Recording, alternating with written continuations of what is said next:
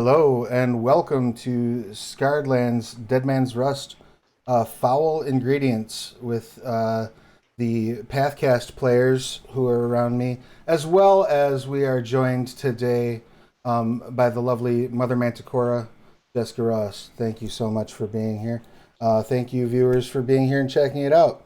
We are about to dive into a one of the many side quests that you might find in Scarred Lands Dead Man's Rust, which is currently on Kickstarter. We launched yesterday, and the response so far has been amazing and awesome, and I am touched, and I literally may have wept about 5 times yesterday. Aww. It's true. It's your first Kickstarter, isn't it? No, but it's the first one that wasn't like a layup. I mean, like I was on the Technocracy Reloaded Kickstarter. And, Oh, right, yeah. you know, like, I just slept that month. I was like, yeah, it's gonna be fine. No.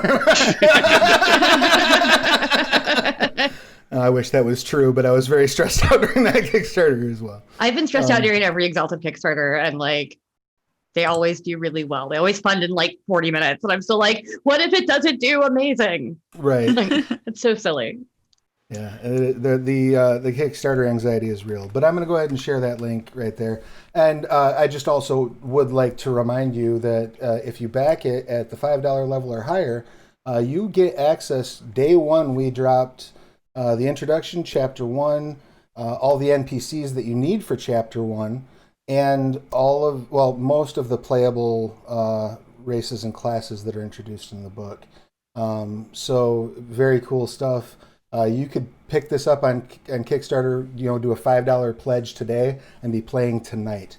So definitely check it out. And one of the NPCs that is in that section, you will see a advanced form of her in today's game. And that's, I think, where we'll start. So I'm going to go ahead and introduce our players here, starting with Jessica Ross. Please tell us who you are, what you do, your pronouns, who you're playing, and their pronouns. Yeah, I'm Jessica Ross. My pronouns are she, they. I'm a writer and editor, mostly freelance for TRPG stuff. Today I am playing Rizzy, a half-orc manticora. She is originally her pronouns are she, her. She's originally from Leone, which is my favorite place of all time ever. I love Leone. Travis knows this. That's why my title is Mother Manticora. And she traveled to Hornsaw Forest, where she's really been through it. She's really been having a tough time lately, but she is ready to get going with her new adventuring party. Excellent. Wonderful. And next up, going clockwise, we have the gentleman gamer himself, Matthew Dawkins. Please give us your pertinent details. First of all, I like that we were being referred to as the Onyx Path players. It makes it sound like we're an amateur dramatics group. We are, aren't we? That's the amateur, really. Yeah, very, very much amateur, and sometimes over dramatic. But yes, I'm Matthew Dawkins, he, him, and I am playing Chike Nando. Oh my god! I just got that. God damn it! Oh my god! You did not name your character Cheeky Nando. I'm so mad at you right now. No, his name is Chike Nando. Wow. Though I'm sure if he ever passed through a gate into the world of legend lore and our Earth, he would get hellishly ribbed over something like that. But as it is, Chike Nando is a hollow legionnaire. But by the way, This is a very serious game, everybody. big props to a former role-playing associate of mine who would always name his characters Josh Rogan, Lou Vinder, and other such curry amalgams. But anyway, I'm playing a hollow legionnaire of the Mithril Spire. I'm a lawful sort, very much in favor of justice, and seeing that justice is done on the battlefield, ensuring that the Mithril Spire and the lands surrounding the 5 spires are kept ordered. And Chicane is likewise a he, him. And much like all other Hollow Legionnaires, is a soul bound to pieces of armor. Finally, Ando is a battle mage, and so while it is sometimes unusual to see a wizard on the battlefield clad in armor, not so for a Hollow Legionnaire. And he excels at throwing around counter spells on the battlefield just to piss people off. Because he's cheeky. Yeah, it's Chicane. Because he is Chicane. Chicanery. Next up, that will bring us to. Oh my goodness, I have some technical overlay things to fix while Eddie introduces himself. What have you Wait, done? distraction. My name is Eddie Webb. My pronouns are he, him, and I am playing Durzin Inkflesh, who is also he, him. Durzin is a ranger. He is a Hornsaw Sentinel, which means that he is someone who protects the Hornsaw Forest and does so with blades made out of the horns of Hornsaw unicorns, which is a thing that exists and very metal. He has a friend. His name is Spike. Spike is a Hornsaw unicorn, and if you think of unicorns as kind of like the My Little Pony. Oh, they're cute and they're adorable. No, Hornsaw unicorns are murder ponies, and they will murder you. And Spike is designed to murder people, so we get along great. Durzin's kind of a neutral good character. He does believe in protecting what he sees to be natural spaces, but also the laws of society are maybe not quite things he really cares too much about. And he also has the reason why he's called Inkflesh is because he is one of the few orcs that actually has a tattoo on his back and shoulders, which gives him magical powers. Excellent, love it. And then that brings us to Dixie. I was going clockwise, but not. You skipped me. No, I was going clockwise, but according to what I was looking at on Zoom and not on the screen. Okay, That makes made sense. perfect sense to me. It was funny earlier because Travis was like, "Oh, we're gonna go clockwise," and I was like, "Prepare," and then he was like, "And that brings us to Matthew," and I was like, "Okay." Hi, I'm Dixie. Pronouns she/her. I'm playing Vetiver. Pronouns she, they. I don't think Vetiver cares much about gender anymore, being an undead, necromantic, flesh-consuming cleric. She's an interesting character. Whatever. So I'm a cleric of the death domain of, I don't know how to pronounce this word. Atassel? Atassel, yes. Atassel. I Atassel said it right the first time. Atassel is the god of undeath in Scarred Lands. So Right. But you said that he doesn't like necromancy, right? No. The god of death, Namorga, does not like The god necromancy. of death is like necromancy. Okay. Atassel and Namorga don't get along very well because Atassel's like, no, raise him up. You know? Put him down, raise him up, put him down. So yeah, I have just seen my character in the past 20 minutes. So the main thing I know is that I do have a spell that can pull a skeleton out of a person. And What I else do am you need to know? ready to use that Really? spell on everybody. And the first person that passes by. Yeah. As far as how she looks, she's undead. She's gross. They're a zombie creature with. If you look at the little token on the screen, you can see it. They're stringy and they're an ex-slave, ex-urban resident. They have all kinds of just problems in their past. Indeed. I And, anticipate not being well adjusted. That's a fair assessment. Most likely not very well adjusted.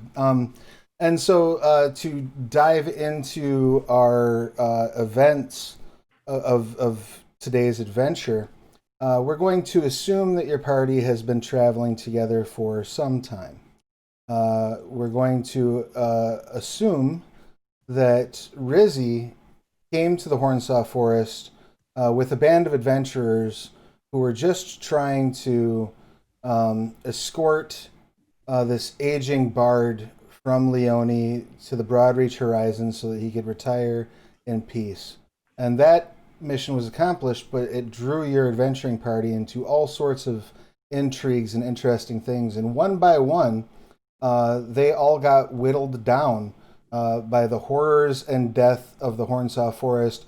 Many of them directly in front of you. Some of them whispered their last words in your ear as you held them tight, and they died against your chest. You now are carrying the weight of several oaths to tell children things that were never spoken, and bid goodbye to loved ones, and return this watch. This was my father's watch. Like, you have all of that going on right now. No pressure. So it's important for you to make it.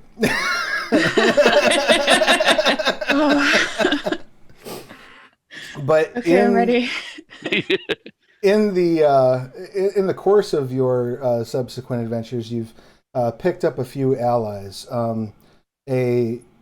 As you've traveled through, you found out that there's a century of Hollow Legionnaires operating in the area, who have become very concerned at several of them being missing, and what appears to be some sort of a mysterious illness making its way through their ranks.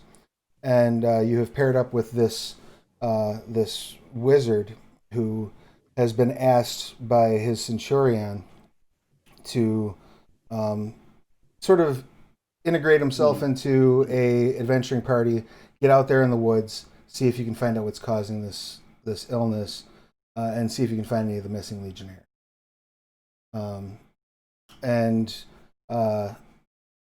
That's pretty much. I would assume that is it Chicken? Is that the correct pronunciation? Chicken. Chicken is acceptable. Excellent. I would assume that Chicken came here, sort of bright-eyed and bushy-tailed and excited at the possibility of forging new friendships with the people of the Broadreach Horizon. Forging. Only to find that this place is filled with horror. The horizon itself, where the elves actually live, is great, but it borders on a just endless sea of death and destruction that's masquerading as a forest. Yes, yeah. Like many of my people, we come to life with a full sentience and yet no identifiable past. We can't necessarily see into the mortal history that we once lived before we were bound to armor by the Hollow Knights, and so yeah, I set out to explore and also to deliver some of the justice that the Mithril Spire is known for, and guardianship.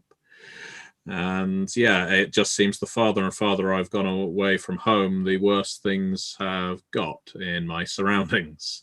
And now I seem to have been recruited by some strange manticora who's carrying someone's father's watch.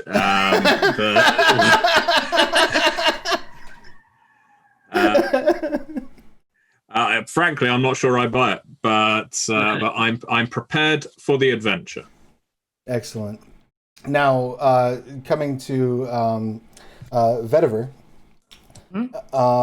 you are something exciting to others who meet you. To you, this is just the existence you know, but others very much seem interested and excited. You are of the Wretched, and the Wretched are a side effect of some magical processes in Glividatel, where in order to punish the living and improve the functionality of the undead, the necromancers of Glividatel have learned how to shave off shards of a person's soul, which pulls their memories and emotions, and when they install those shards into an undead, it grants them a modicum of competence, fuzzy logic. The ability to decide, like, oh, I should turn this lawnmower so that I go around the sapling as opposed to just and barrel it over.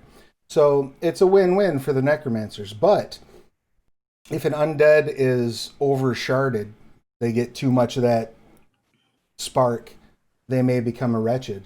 And Wretched are absolutely their own people, a new identity, though they often share many memories of their past lives. And a lot of them aren't a big fan of serving these evil necromancers, so they escape. And my assumption here is that in your escape from Glividatel, you have come across this band of this motley crew of adventurers, and joined up with them as it sure beats getting eaten by hornsaw unicorns. It does. Although I've probably eaten at least one hornsaw unicorn. I mean, that's fair. You do need a certain amount of protein. And we'll get into that, I'm sure, in play. Oh yeah. The dietary intake of the Wretched. Still mad at Connery about that name. And last but most certainly not least, we have our perhaps strangest addition to the party. Is Durzin. And the Durzin is a Hornsaw Sentinel. And the Hornsaw Sentinels are rangers who have come to believe that the Hornsaw Forest in its current incarnation is the way it's meant to be. The integration of the corruption of Mormo's blood, the mutation of the creatures, this is how it's supposed to be, and it's now your job to defend it. This is perfectly fine. This is all fine. Right. This is great. This is good stuff. This is the way it needs to be. But the interference of the Wizards of Glividatel, the introduction of these magical plagues that they seem to be releasing, and the various sort of side effects of that very much go against your desire to protect the Hornsaw. They threaten it as far as you're concerned. So strange circumstances make strange allies, and here you are with a band of adventurers that normally you would be more than content to slit all their throats in their sleep because they're going to just be in your way. But right now you have common cause. Especially considering I realized one of my favorite enemies is undead, and it's in my party. So it's like... Although I'm not sure that slitting my throat would actually kill me, so... Right, no, but it'd be fun for all of us. I would just like to add that as far as Chicane is concerned, he's unliving, not undead. Right, exactly. True. It's true. Cool. So that is the State of the Union where we begin. You have just recently been to the Clan Butterfly Village. Clan Butterfly is one of the Broadreach elven clans among the beast families. And they're generally known as being a somewhat peaceful, loving, welcoming clan. They tend to have feasts in the honor of people who come to visit them. And they work a lot with textiles, making various fabrics from the plant life of the hornsaw. But while you were stopping there for a brief rest, you were approached by a member of the tribe named Leni. And Leni had explained to you that the Beast Clans had been discussing some rumors about operatives from Glividatel operating in the area just past the sort of wall of the horizon, getting into the Hornsaw itself, seemingly going around and digging up some sort of artifacts or items. They believe, based on the intelligence they've gathered, that these might be perhaps some sort of a magical reagent or magical items that were buried in the Hornsaw to sort of soak up some of Mormo's energy and to be used to amplify for whatever foul magics the necromancers of Glividatel might have in mind. So they would like you to go and investigate one of these sites where a scout had recently reported they saw some undead activity. Let's turn and look at my undead partners. Turn and look back. I'm living. and I strongly suspect, Mr. Inkflesh, that the activity that's being referred to is a far more malignant type than what we would practice. Oh, I mean, I left for a reason. Better. I did leave for a reason. It's terrible there.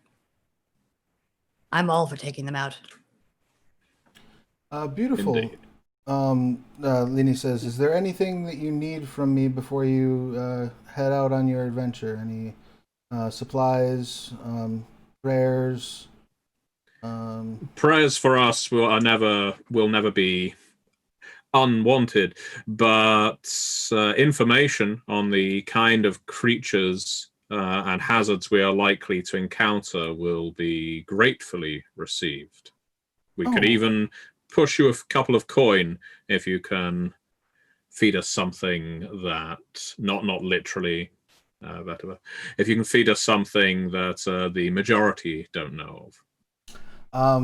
I would that I could. I do know that between here and the site, I will be able to provide you a map to the site, but B, I know that between here and the site, a few nests of Blood Reapers have been spotted. So you will wish to move carefully through those regions. Beyond that, there's not anything that I am aware of that is unusual. You will likely run into some of the normal, flora and fauna of the Hornsaw.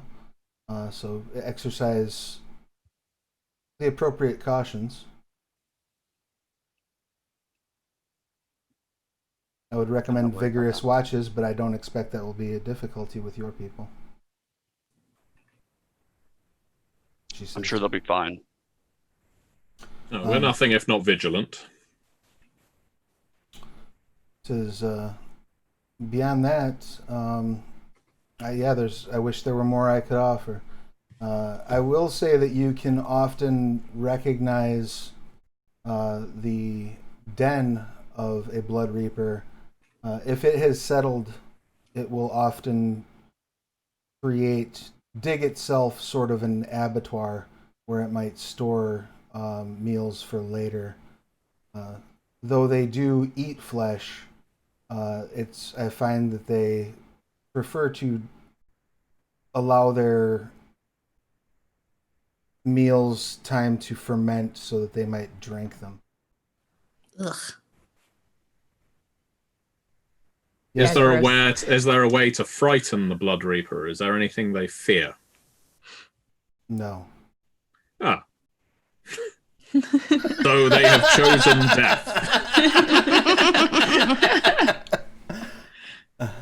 Trust me, you live in the Hornsaw long enough, you don't really get afraid of anything. Or you die. Blood Reapers are some of the most vile and dangerous creatures that inhabit these woods. Next to your trusty steed, Durzin? You spike out of this. Who's a good boy? Who's a good boy? Tell me, do you ride Spike, or do you just send Spike off at people that you wish to impale? Why don't you stand over there and I'll show you. It's an innocent question, my friend. We're all on the same side here. Lini, who is clearly not 100% cool with there being a Hornsaw Sentinel in her village, says, despite the strong bonds that his folk share with the Hornsaws, they don't like letting anyone be their mount, they don't like serving anyone as a mount. Well, that answers the question. See, Mr. Inkflesh? Could have been that simple. But a lot more fun for me. Well then, I suggest you make your way if you wish to find a safe camp before sunset. You'll want to head out shortly. And shall we? Well, I have no need of procuring more equipment, so I'm happy to set off as soon as the rest of you are. I have my spellbook, and I have my fan. As in a metal fan. I don't bring along a supporter who really appreciates me. Sometimes post shit about me on social media, that kind of thing. As long as we're here, you always have a supporter with you. But not fans. Yeah, that's too far. I'm just picturing you like walking through the Hornsaw Forest, like fanning yourself with your war fan. Oh, I think I do. It's almost utterly pointless being a partly incorporeal creature, but it's for show. And it also shows that I mean business because I have a war fan in my hand. I just imagine like all of us sneaking through the forest, then behind there's Chicken going.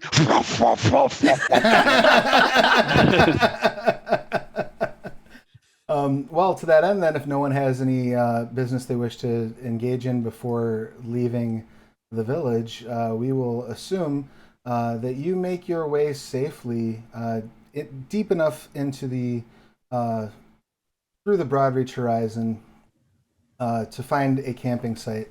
Now, I guess one question as you're leaving the village and you're seeing the Broadreach horizon itself is a fairly verdant and beautiful place. It is, for all intents and purposes, the Broadreach Forest preserved, returned. Probably a bit unsettling for Durzen to walk through because this is not how things ought to be. Okay. But for the rest of you, probably relatively relaxing. However, there's a line, and you don't even necessarily notice it until you're through it, where you walk along, you're having your conversation, you're keeping your lookout, and everything's fine, and then all of a sudden the branches seem to be more twisted. All of the leaves seem to be slick with some sort of a fluid. There's a much darker hue to everything, and once you clock this, it becomes clear that you are within the bounds of the Hornsaw proper. Do you want to camp directly at that border, or do you want to proceed deeper into the Hornsaw as you are seeking camp? You figure, based on the map, if you camp here, you should be able to make the destination by the next day's nightfall without any real issues. I mean, I'm fine to move ahead, but I think that my companions may want to stay here in the easy part. That sounds like a challenge, Mr. Inkflesh. Yeah, I'm not sure what you know of hardship. says the escape slave. Well, come on then, let's go further. All of us are all healthy. We have suffered no injuries, no ailments. I have not expended any of my spells. It would be better to get to a place get far enough that we will reach our destination before nightfall. I'd rather not investigate undead activity at night. That is a wise choice. Excellent. So you press on probably another 2 hours into the Hornsaw. Since you have a Hornsaw Sentinel with you, I'm going to go ahead and have Durzen give me a survival check, please. And you may double your proficiency bonus with relation to this check because this is your favored terrain. So you would just add an additional, I believe, +3 to whatever the die says. So I sent that. So that's 13. Let's check I just want to double check my proficiency. It is 3, yeah. So a total of 16. Excellent. So yeah, you're able to avoid any really dangerous perils, any traps. You do see there's a couple of traps laid out. Sometimes some of the humanoids in the area will lay out hunting traps. You're able to move around some of those. You pull your Howl Legionnaire companion out of the way of an assassin vine that sort of is getting ready to drop down on them.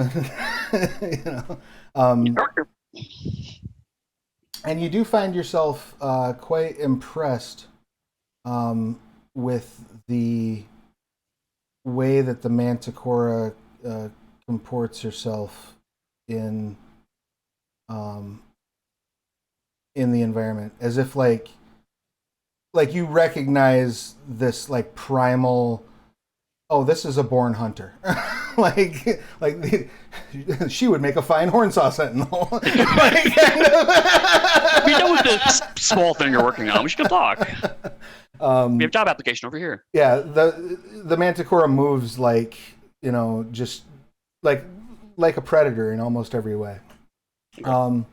But you do manage to find a place of relatively safe clearing in deeper into the forest. And while you're there, let's go ahead and have Rizzy give us a D20 roll, but let's roll it with disadvantage. So let's just roll 2 D20 and we'll take the low.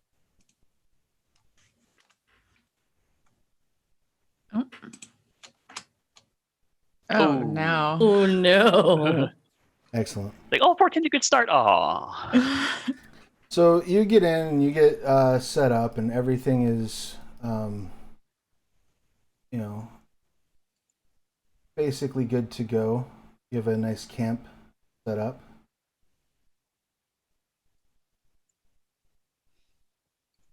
And who would like to take the honor of watch duty?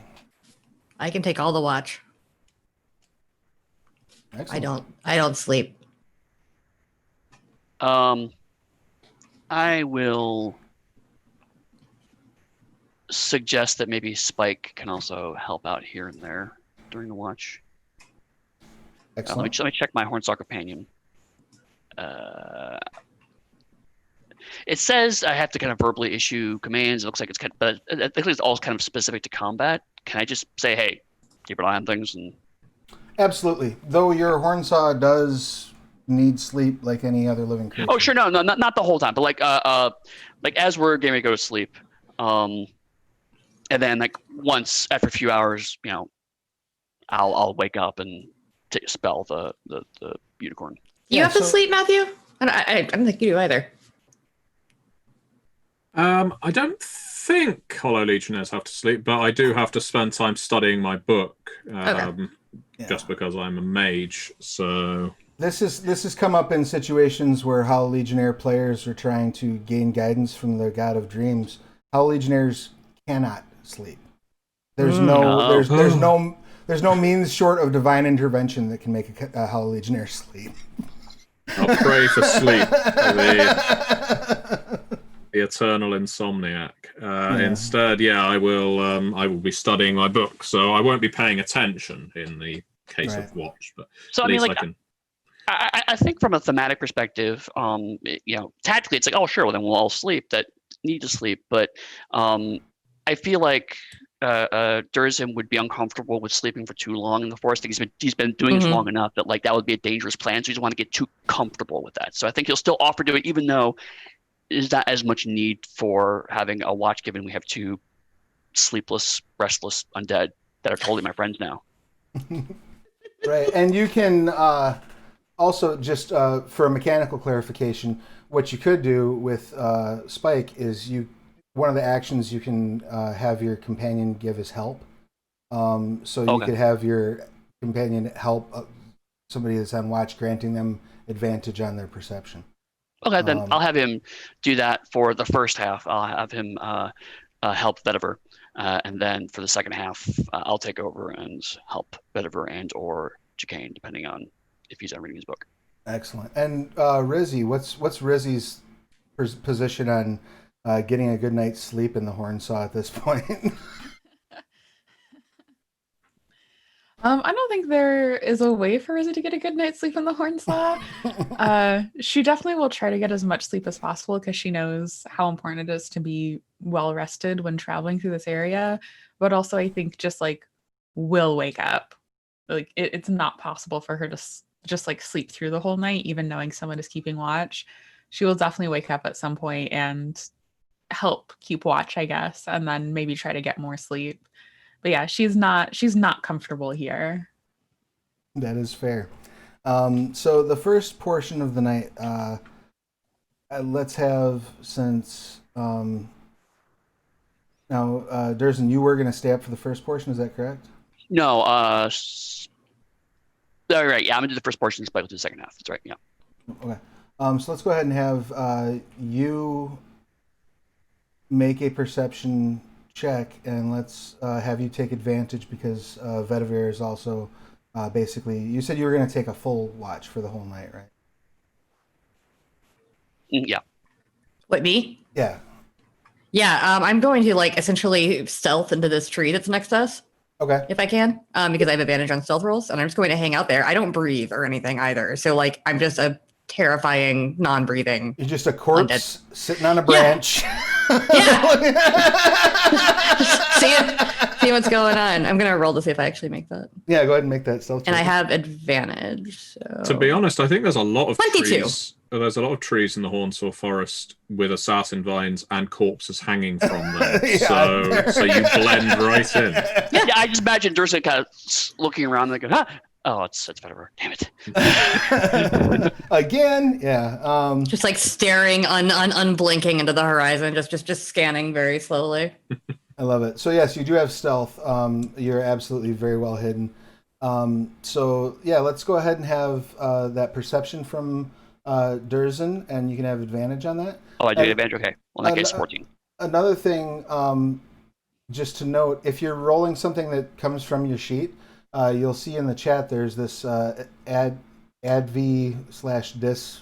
thing that says delayed roll next to it. If you click that will roll your roll again, so you don't have to like actually send the skill through multiple times. Neat little feature. Also, that'll also show up sometimes like with damage for something, like if you have a potential for a crit. That's okay. Just a FYI. It's a neat little thing they've added to the Astral chat. So with a 14, you hear kind of the wildlife you would expect from the Hornsaw. Nothing threatening comes particularly close to you. And the first half of the watch goes relatively smoothly. You bed down for the night, pass it off to Spike to offer the help action to Vedivir. And is Cheekin doing anything besides studying their spellbook? Or is he just reading the whole night?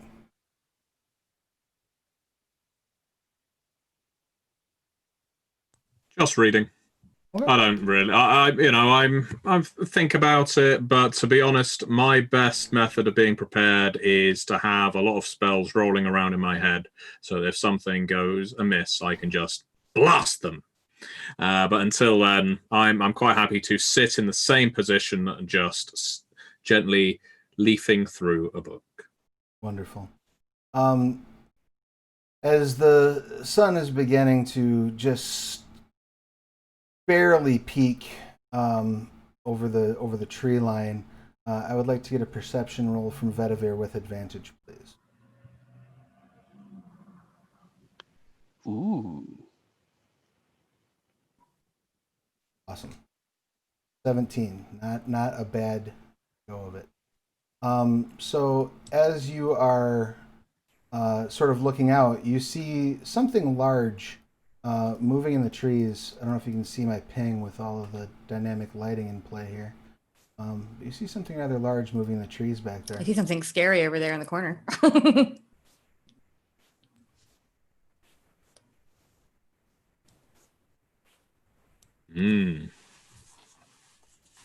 This book is good.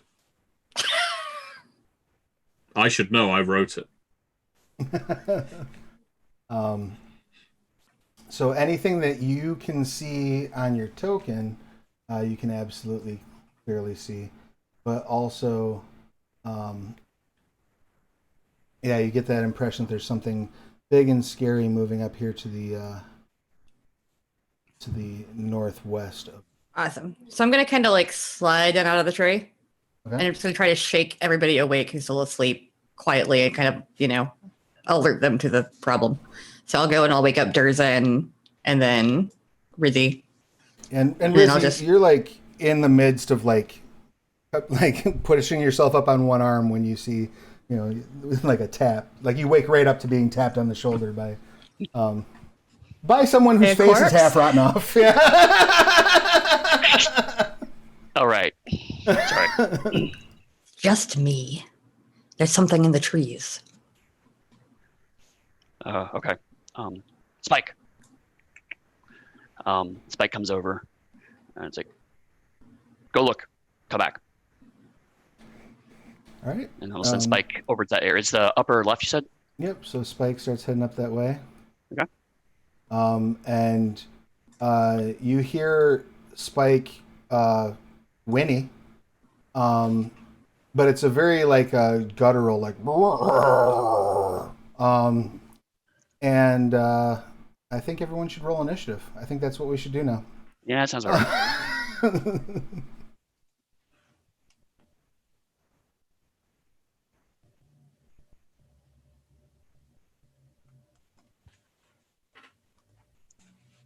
As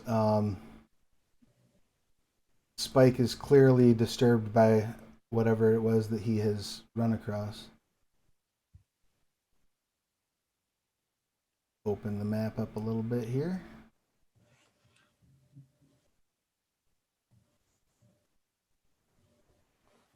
This dynamic lighting thing is really cool. Mm-hmm. Where like, can you move your character? It actually shows what you would see based on where you are. Like, that's super nifty. Comes in handy and doesn't take a whole lot of prep. I was actually very surprised at how easy it was to put this.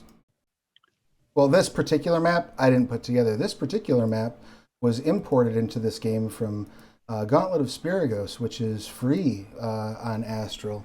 Actually, it's a introductory Skylands adventure that you can start, get it all ready made just by signing up for Astral. There's no charge for it.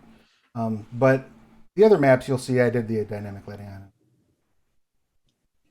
All right. And did we get an initiative roll for Durzen? Did you send out off of the initiative stat? Yeah, 15. Oh. I clicked the initiative button on the sheet. Oh, I wonder why I didn't read you. Okay, I got you. Try it again? Nope, you're good. Okay. I manually entered it. Every once in a while. All right, so the first action does belong to, looks like, Chicken. Okay. So having been alerted to the presence of something, I would imagine that I had my back to the forest around me and was, sitting by the fire, as it were.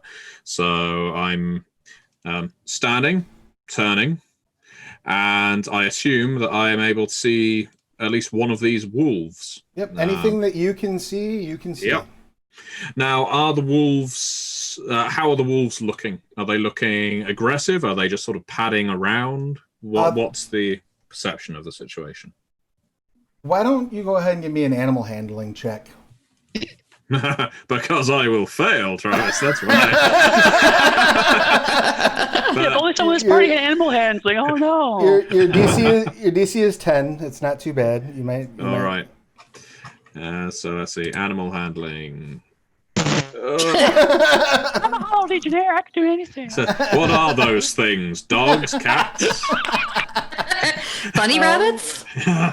They are absolutely. You're absolutely sure they're wolves, and you're absolutely sure they are snarling. The detail that is missed by Chicken, who may have recognized this, were his animal handling a bit more proficient, is that this sort of sappy, bloody drool that's running down their face is not normal.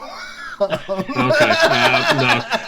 As far as I know, that's just a wolf's beard. Right. Well, I've no reason to not attack, I suppose, is the best way of putting it.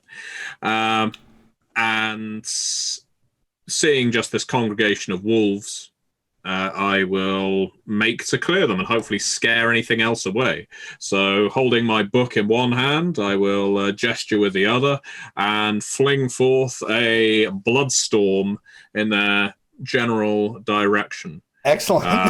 Ow. Now, I say that with all confidence, despite not having Bloodstorm in any of the books in my possession. I believe Bloodstorm is a sort of area effect cylinder, at least from previous editions. But Travis, you can enlighten. I believe if you click on the Bloodstorm spell, its description will show up in your chat. My God, it's like he prepared this. Yeah. Okay. Yeah. So I was right.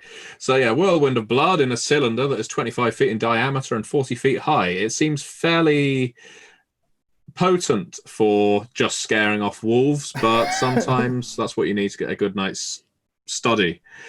So yeah, I will incant and cast. My assumption would be that you're going to place this Bloodstorm kind of dead center of the wolves you see. Is that fair to say? Yeah. Actually, if it's got a radius of 25 feet, I think I'd rather put it in front of the one on the map dubbed Wolf 5. A diameter of 25 feet, not a radius.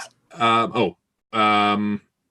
Okay. Well, either way, I think that's fine. I don't want to stick it in the middle of them and drive one of them towards me in fear. Right. So I'd rather right there. Yeah, exactly. I want them either blasted to fur and scraps or driven back into the forest. Excellent. So we'll say, for argument's sake, that's going to be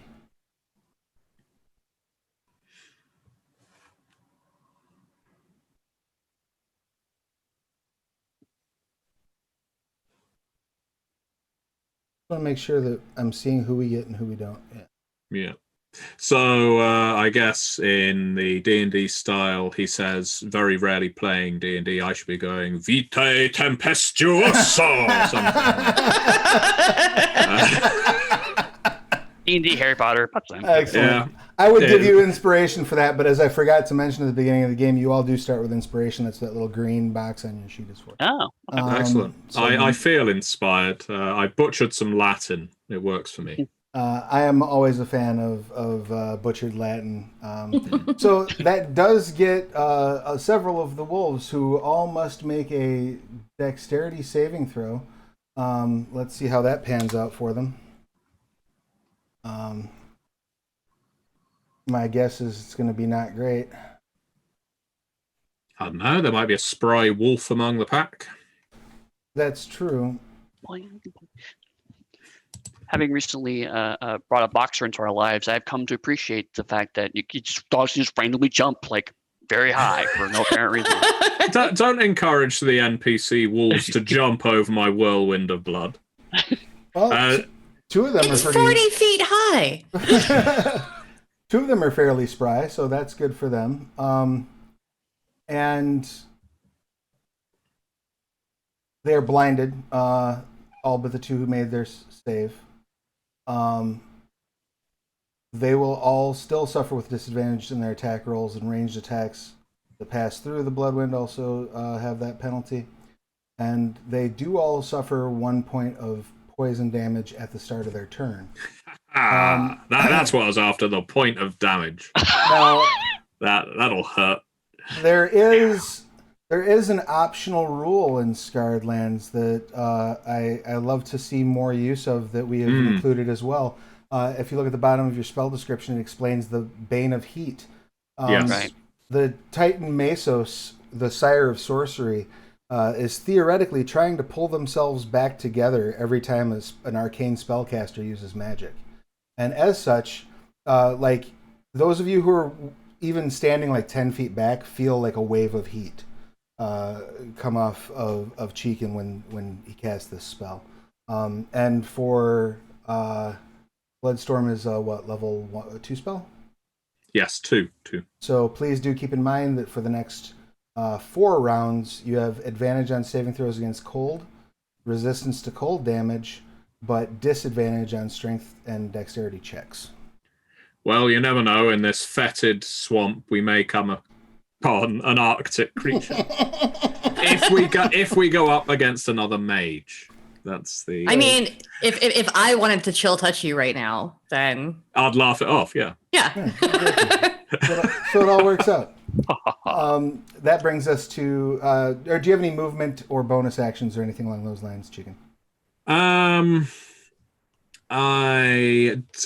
are bonus actions I could take. I'm thinking now that I've cast that spell and not knowing whether the wolves are going to back away on their turn or charge, I'm going to take the appropriate mage action of moving to the back of the group. Right. Here feels safe. It's within my movement range, so I will go for that. Excellent. And that will bring us to Vetiver. I'm going to see what Spike's looking at. Okay. Can I get it like there? You can move. So they're 5-foot squares, and I believe your move is 30. Yeah. So yeah, as long as you can see it, can you see it? I can see it. I can't see the name under it, so I don't know what it is, but I can see the token. It is a 2-headed, monstrous, horrific beast. Why don't you go ahead and give me just a nature check real quick? This is a non-dice action, just to see if you recognize what it is. Yeah. Hang on. I was on like the third sheet of my character sheet. Oh, good. I have nothing in this. That's helpful. Hooray. I rolled an 18 though. Yeah, I was gonna say it's intelligence, so you're not. My intelligence is 10. Oh, is it? Well, hey, thanks for the dice. So you recognize that as a hunter's hound. These are creatures that were created by Heinrich the Titan, specifically for their ability to just chase down and brutally rip to shreds their prey. Hence the 2 heads. Oh, good. Good. I feel like I should cast something on it. Let's try Ray of Enfeeblement. Excellent. So that's a 14 to hit. Check the Hunter's Hound's AC. Because I'm assuming that its bite attacks and suffer strength, so. That's a safe assumption.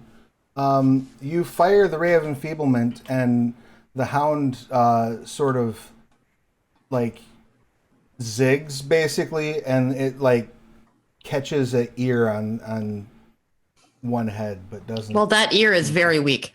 Doesn't seem to hit mass. You're pretty sure it didn't. All right. Have a direct effect. Any other movement, bonus actions, things along those lines? I might take a step back now that I know what it is and I can see it, but I've already used most of my movement, so I'll just stand there. I've got the highest con in the party. That's a fair assessment. If they chew a hand off, I'll be fine. Probably. Spike is going to await commands, and that brings us to Wolf 1, who will suffer greatly the loss of 1 hit point.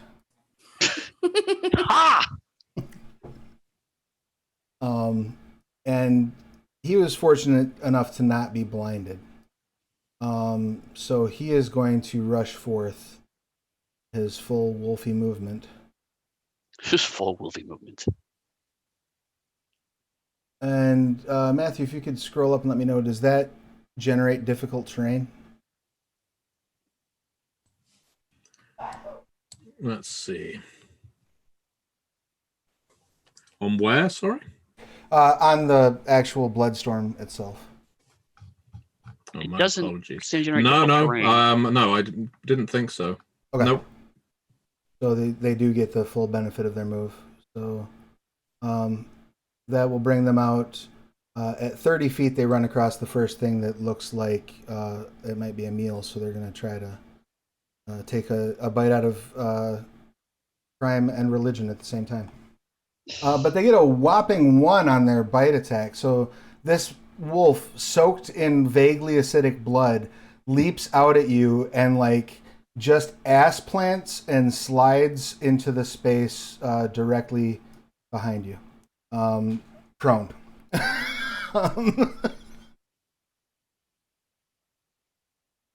I just make this face. It's like like the little girl from the meme. Exactly. Wolf 4 was not so lucky, so they are blinded, and they don't like that very much at all, and so they are going to make a charisma ability check. If they get less than a 10, they will rout. Nope, they're holding their ground, shaky as it may be. That's one charismatic wolf. It's one Very really charming. good roll. They got a 18 on the die. Okay. All right, so that brings us to Durzen. What would you like to do? They have advantage on getting snackies. How does it take me an action or a bonus action to activate my tattoo? Which tattoo is it? The Tar Dragon tattoo. Tar Dragon. Yes. Yeah. The Tar Dragon tattoo is... Give me 2 seconds and I'll be able to answer that question. I forgot I gave you that. That's awesome. It is really amazing and also disgusting.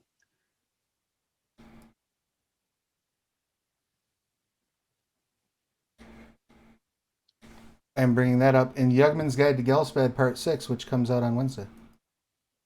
Oh, right. So this is brand new stuff. I may have lied, and it might be in Yugman's part. Oh, not quite as brand new. They all run together in my head. They're all, oddly enough, surprisingly, they're all one book. All one book. Where did I hide you, Tar Dragon? Looks like action to activate lasts for 1 hour. Yes. Or 1 minute. Yeah, it's actually for 1 hour until where it activates it. Yeah. Yep. It just didn't So say action to activate.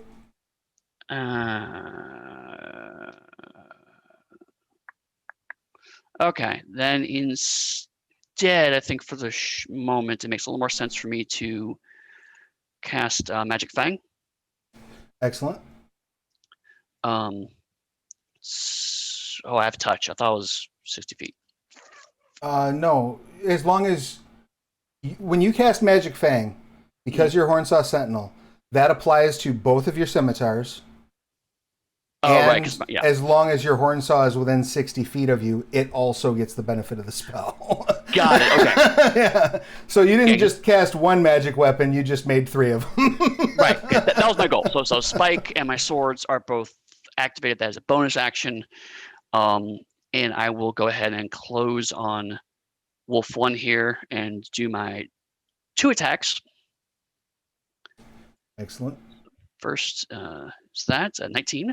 Yeah, that'll hit. Does 7 slashing. Excellent. And then I'll go ahead and do my second attack. I'm assuming that also hits. Yes, absolutely. Oh, that's dirty crit. Very nice. All right, so 17. Base stick pulls forward, stop, and just kind of slash down across the wolf. As Durzen drops down and sort of just splits this wolf, the nature of the serrated blades of the Hornsaw scimitars just flings chunks of meat and blood for about 10 feet in every direction. Vetiver gets hungry. Love it. Any other movement or actions from Durzen? I am going to command Spike to move back to protect Vetiver. Okay, excellent. Spike will fall back and serve as a guard. That will bring us to the Hunter's Hound. The Hunter's Hound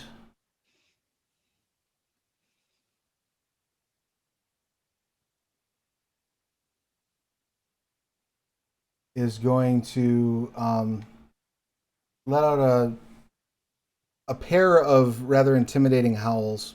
Nothing that needs a saving throw or anything. It's just scary. And going to rush forth.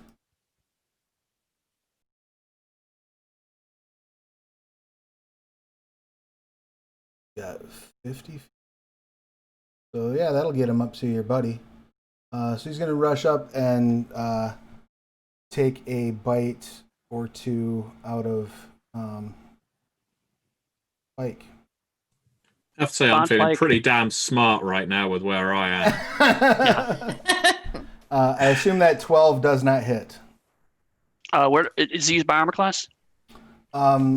He uses, I believe at this level, he just uses the normal stats of the Juvenile Hornsaw. I don't know if I have those on my sheets. You might not. I've got them right here, though. Okay. I hope it doesn't hit. I say no. I say it doesn't. No, his AC is 14.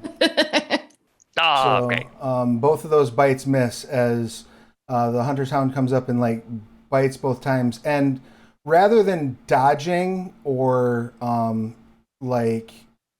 just taking the hits or anything like that, Spike is like parrying the teeth with his horn. I love this unicorn. That will bring us to Wolf 5, who is also a save failure, so they are going to also see if they rout. Because being in a whirlwind of acidic blood, nobody's favorite thing. Speak for yourself. They absolutely rout and take off running, removing themselves from combat.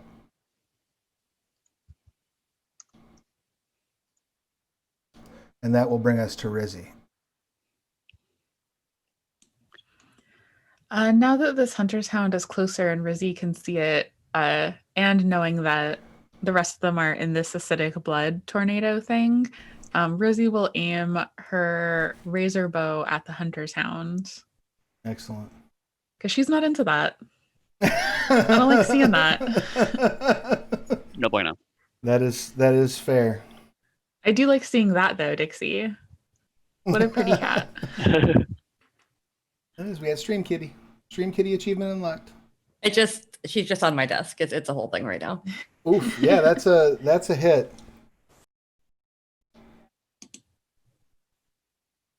And for 4 piercing. Any other activity that Rizzy would like to take? I think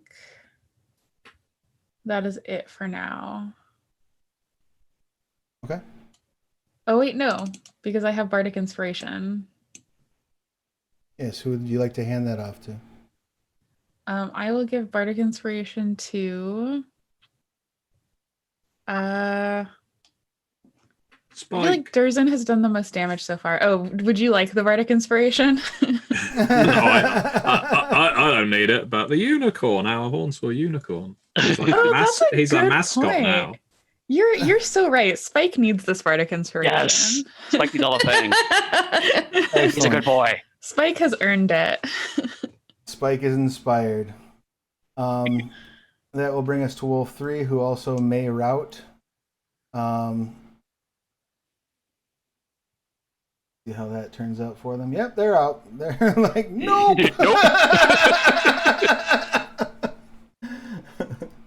Not today. Yeah, I wouldn't want to be in a acidic blood tornado. And then that will bring us to Wolf 2, who did make their save, so they are not blinded, but they do still suffer the 1 hit point of damage. And they are going to rush out as well.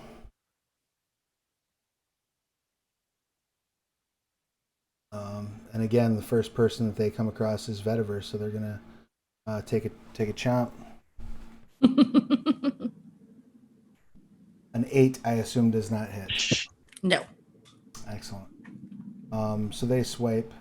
Unfortunately, they did not come in to the north. Otherwise, Spike would have gotten an opportunity. Alas. That brings Very us strategic to wolves. Yeah. the second round of combat, and Chicken, your action will. Move farther back. Right. So what's looking the most hostile at this point? The Hound? The Hunter's Hound by far, yeah. I'm quite prepared to send a chill wind blasting through its body. Excellent. And I can do. I'm going to have to move first. I can move and then cast, can't I? You absolutely can. Yeah, you can cast at any point during your movement. Check that spell though to see if it is concentration. Because if it is, it'll drop your Bloodstorm. Well, look, I'm a battle mage, so as far as concentration in battle goes, that's my thing. But let's see. It's a standard action. I don't think it has anything about. Yeah, it would be under duration. No, just one round per level. D. Oh yeah. Let's click on it and see what happens, shall we? That's a Pathfinder duration you just read. Yeah, to it me. would be, wouldn't it? There you go. Yeah, it is concentration up to 1 minute. So okay, so you can do that, but if you cast that spell, the Bloodstorm drops. Now, in fairness, there's nobody left in that Bloodstorm. Well, yeah, no one of importance. I'm happy that the wolves are going to follow the pack, most of them. Want to move first for you?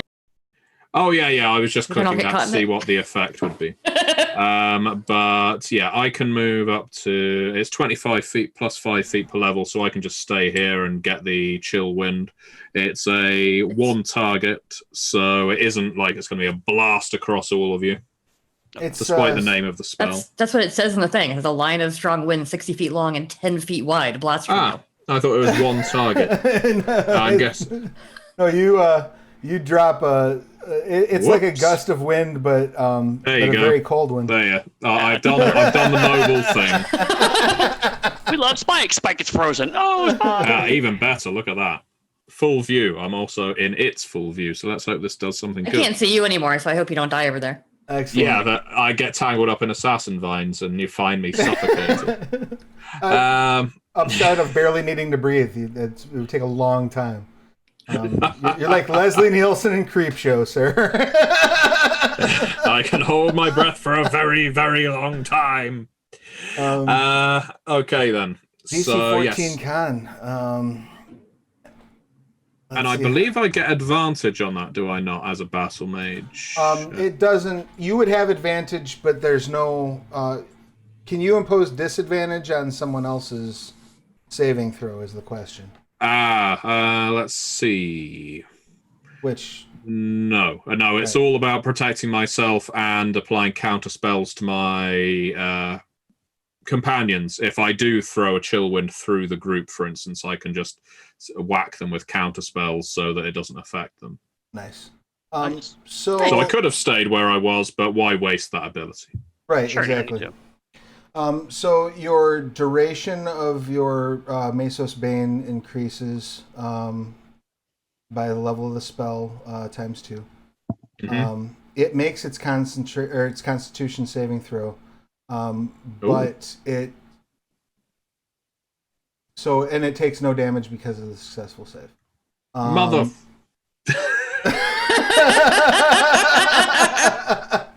Well, so you hit it with this chill wind, and it just one of the heads looks at you and starts barking, while the other head is still very much engaged with the Hornsaw unicorn. The Hound is in fact refreshed. It's like, thank you. I was getting quite warm. Good job. It can't go in 2 directions. Yeah, it's gonna have to argue with itself. Vetiver. If I move away from this wolf, I'm gonna get attacked, right? Yes, unless you use the disengage action. No, I'm gonna hit it with my scimitar. Nice. Because fuck it, it's right there. And also I can use Channel Divinity. You can use Channel Divinity. Wow. So I'm gonna hit it first and see what happens with that. That's a crit. So I roll that the crit? Yeah. And the damage. And my damage. Yep. Not great, but whatever. 7 slashing. But I can also add 5 plus twice my cleric level of necrotic damage. Oh, okay. Oh, So it's dead. So you come down and you slash into this with the scimitar, and the scimitar like hits a shoulder bone, and then the wolf just crumbles into a pile of rotten meat. Yeah. It's like it channels down my sword and it just disintegrates.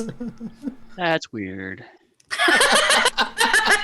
Says the guy holding 2 horns of swords. I figured I'd take out that threat and then we can deal with the Hunter's Hound. Right. Yeah. Good job by it. That brings us to Spike, who is again, until you are able to give him an action, just protecting Vetiver. And that will bring us to Wolf 4, the one who is left inside, who was damaged but did not rout. So they will take another... Oh, no, they will not take any more damage because that is no longer in play. So let me clear junk I've drawn. So they are going to... Actually, like, the Bloodstorm would have dropped. They saw you stab their buddy, and their buddy turned into rotten meat. So they're going to go ahead and make another check to see if they rout. Right. Nope. Still in it. This sucker is... It's a tough-ass wolf. Yeah, very No, stubborn. you killed Fred! And they just start running up. Ah! There's an entire backstory. And they'll try to chew on you, which has not gone well for them so far. Yeah, no, so far. Oh, well. Oh, they actually did hit me that time. Oh, that's a little better. They do get a good solid grip on your ankle. Rude. White. Rude. For 11 piercing. Oh, shit. That's okay.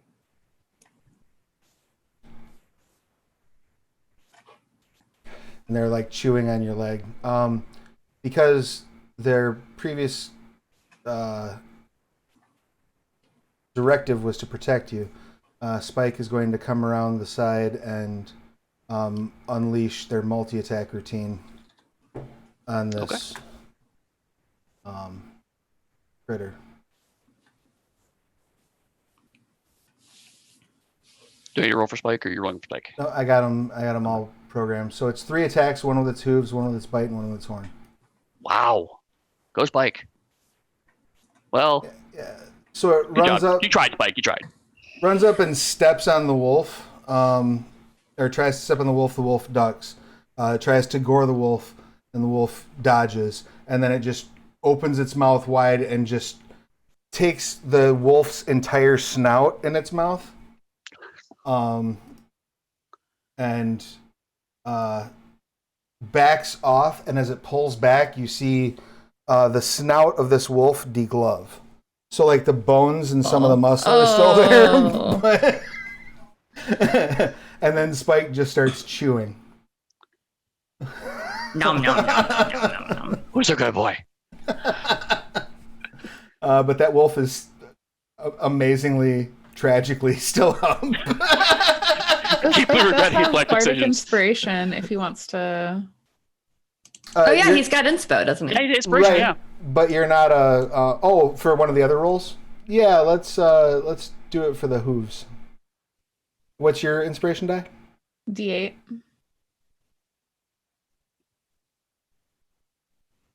Wah, wah. No, womp, womp. Well, we tried. We tried. Thank you for Thank you for reminding them. Thank you for keeping me honest on that. All right. Shameful. That then brings us to Durzin. Well, I think Spike's got this whole wolf thing situation taken care of, so I'm going to I'll play with a new toy. I'll go ahead and spend my action to activate the Tar Dragon tattoo. Okay. So that gives me bull strength, resistance to non-magical piercing, slashing, and bludgeoning damage. And then it has another action I can't do yet because I've already done my action, but I can at least move up here to engage the Hunter's Hound. All right, so you're getting up in that Hunter's Hound's face. Right. Oh, that does remind me. Spike did not disengage, so he might have got caught with a That's true. He did I get mortars. Did get caught with a bite, so. Okay. No, not Spike. There's a little bit of blood trickling off of his shoulder. Well, he can take it though. He's tough. He looks like a Clydesdale that's been on, human growth hormone.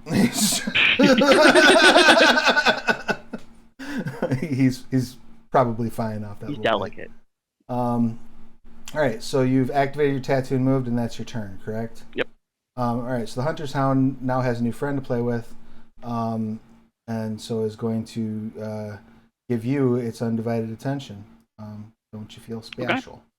So it'll be bite. Oh, I overrolled. So we'll go 1923 to both of those hit.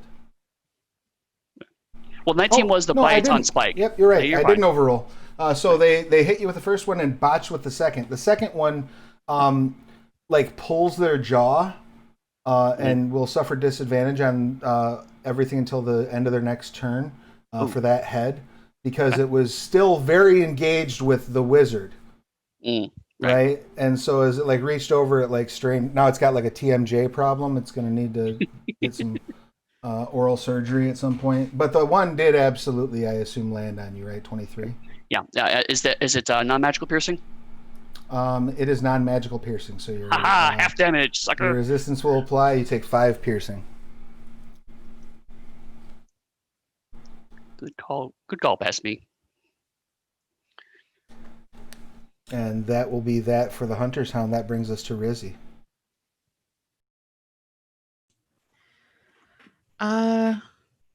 Rizzy is going to Sun Spear this Hunter's Hound. That sounds impressive. I mean, excellent. We'll see. So, Rizzy holds her hand out, and a glowing spear of searing white energy appears, which sheds light for 10 feet, or bright light for 10 feet, and dim light for an additional 10 feet. And you're just whipping that sucker straight at it. Yep. Excellent. So you will need to make a ranged. Oh, you did make a ranged attack. 23. That will hit. Hell yeah, well. And it takes 7 radiant damage and needs to make a Constitution saving throw or be blinded. Damn. Normally, it would have advantage on this saving throw because of the 2 heads. But as we established, the one is coping with its TMJ problems right now. You can also use this to stab your friends and give them hit points from a distance? Yes. Yeah. Amazing. So cool. That's awesome. Everybody loves Guardlands. It does. And you can carry it too. So you can kick that thing off first round of a combat and wait and decide what do I need to do more? It's concentration up cool. To a minute. Yeah. Or no, it's just a minute. It's not even concentration. So it's just hanging out there. So the downside is that it did not get blinded. It made it safe. But the upside is you absolutely have dealt 7 radiant damage. Excellent. All right. Any other actions, bonus actions, things along those lines? No, I think that was both, because I used my action to cast it and then my bonus action to attack with it. Beautiful. And that will bring us to the top of the order to Chicken. Well, this hound doesn't appear to be going down as quickly as we would like. No. So, time to bring out the big guns, I think. While it isn't any kind of spellcaster, I know the most fearsome spell in my arsenal is the Mana Spear, which, while ideally suited to throwing at wizards, is pretty nasty against anything. So I will clasp my hands together, rub them, and expel a Mana Spear that will hopefully shoot from my current location, impaling our good wolfy friend. So here we go. Oh yeah, that will hit, and they take 17 psychic. Mm-hmm. Damn. Yep, they are not a spellcaster, so they don't get the extra oomph of Mana Spear. But as you mentioned, it's unpleasant for anyone. Yeah. And as it's only a standard action, it's an instant spell and all that, I will. I think I'll walk off. Before you walk off, allow me to point out there's been nothing that's interrupted your concentration on that blast. So as your turn starts, they will need to make that save again.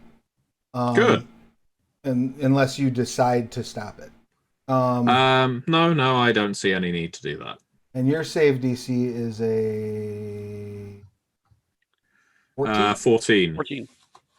And that was a con on them, right?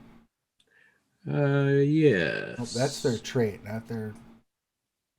They do not make their save. So go ahead and roll the damage, just the damage dice that would go along with that chill wind. Okay. Let's see. I'm scrolling up, see if I can find it. It was a long time ago. Yep. Lots of actions have taken place since then. So it was 4d6. 4d6. Okay. Excellent. So they take 15 cold and are pushed back 15 feet. Sorry if that interferes with any of our melee fighters' intentions.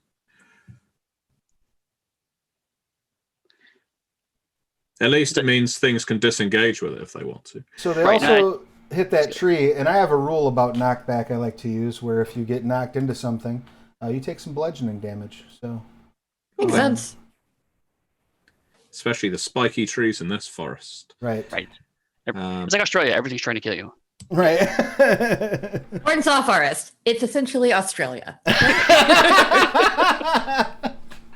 Now I want to draw up like a Hornsaw Ranger that's like just an education enthusiast, like has the hat with the conkers corks hanging off of it. Right. I'll remain where I am then. I'm not going to move. Beautiful. I've got good range. Vetiver, it is your action. Currently, my action is seeing what the hell my cats are doing. The wolf is still next to me, so I guess I'm just going to stab it again, because why waste a spell when it's right there? Sure. And I have my sword out already. Right. No. I did not stab it. All right. You swing and miss, and it growls at you. Can I also do a cantrip? If it's a bonus action, yes. Can I chill touch it? Chill touch bonus action? I don't know. I'm poking him. It doesn't say. It doesn't say. So when I prepared all these, I didn't put what action they... Oh, I can tell you it is an action. If I didn't put an action in there, it's an action. Okay. Well, I can't do that. So then, yeah. If it's a bonus action, it would say bonus action. Right. You can disengage if you want. True. Nope, disengage is an action. Oh, shit. Yeah. If she was a thief, maybe. A rogue, I should say. like we're not playing 4 editions ago. Right. God, Travis, keep up. So yeah, that would be that would probably be it then for the action suite. Yeah, I think that's pretty much all I can do aside from like moving, and I don't want to disengage, so I'll just deal with it. All right, Spike is still in protection mode, and this thing has hit you, so Spike's gonna just go ahead and hit it with the multi-attack routine. Come on, Spike. Whoa, good job, Spike. Oh, it shouldn't have charged. I just hit too many buttons. All right, so yeah, that bite is all it takes to drop the wolf. So he goes back in and takes the rest of the snout. And so you see this wolf just fall to the ground, bleeding from a hole this big around in its face. And you hear the crunching of Spike as he has a satisfying meal.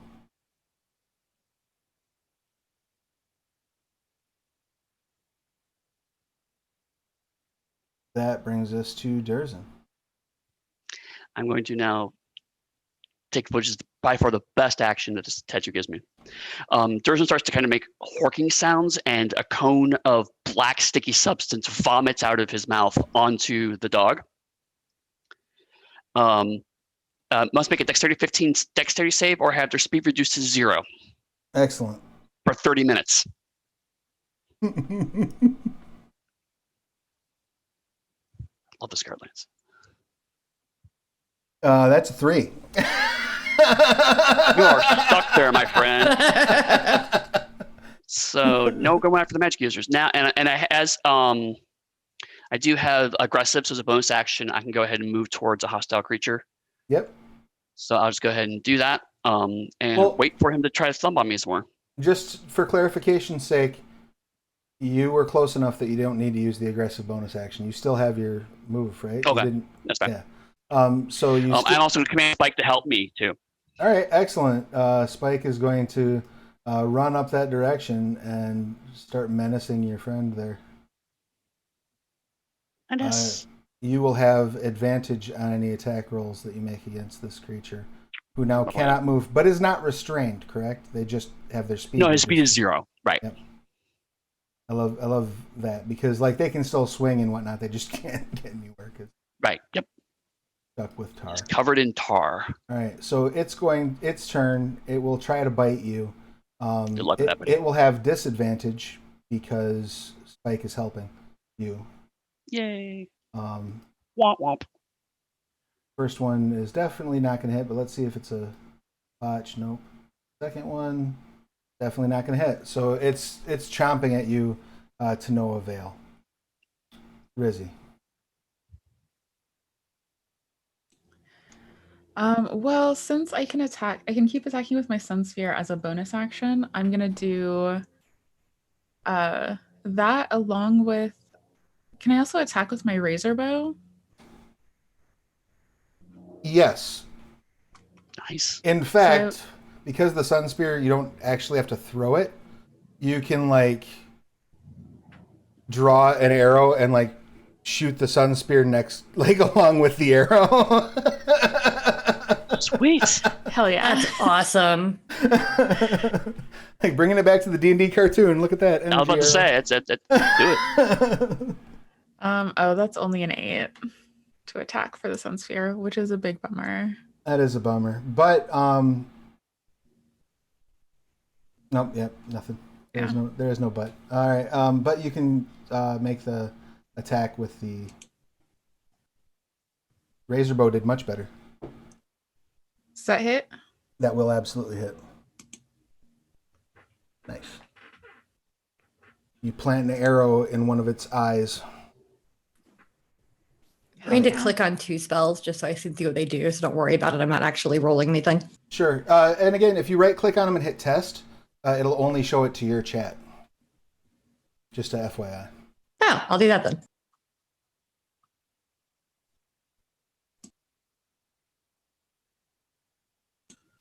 That's all for me. I just hit with Razor Bow and not my fancy Sun Sphere. Next time, though. Next time, Gadget.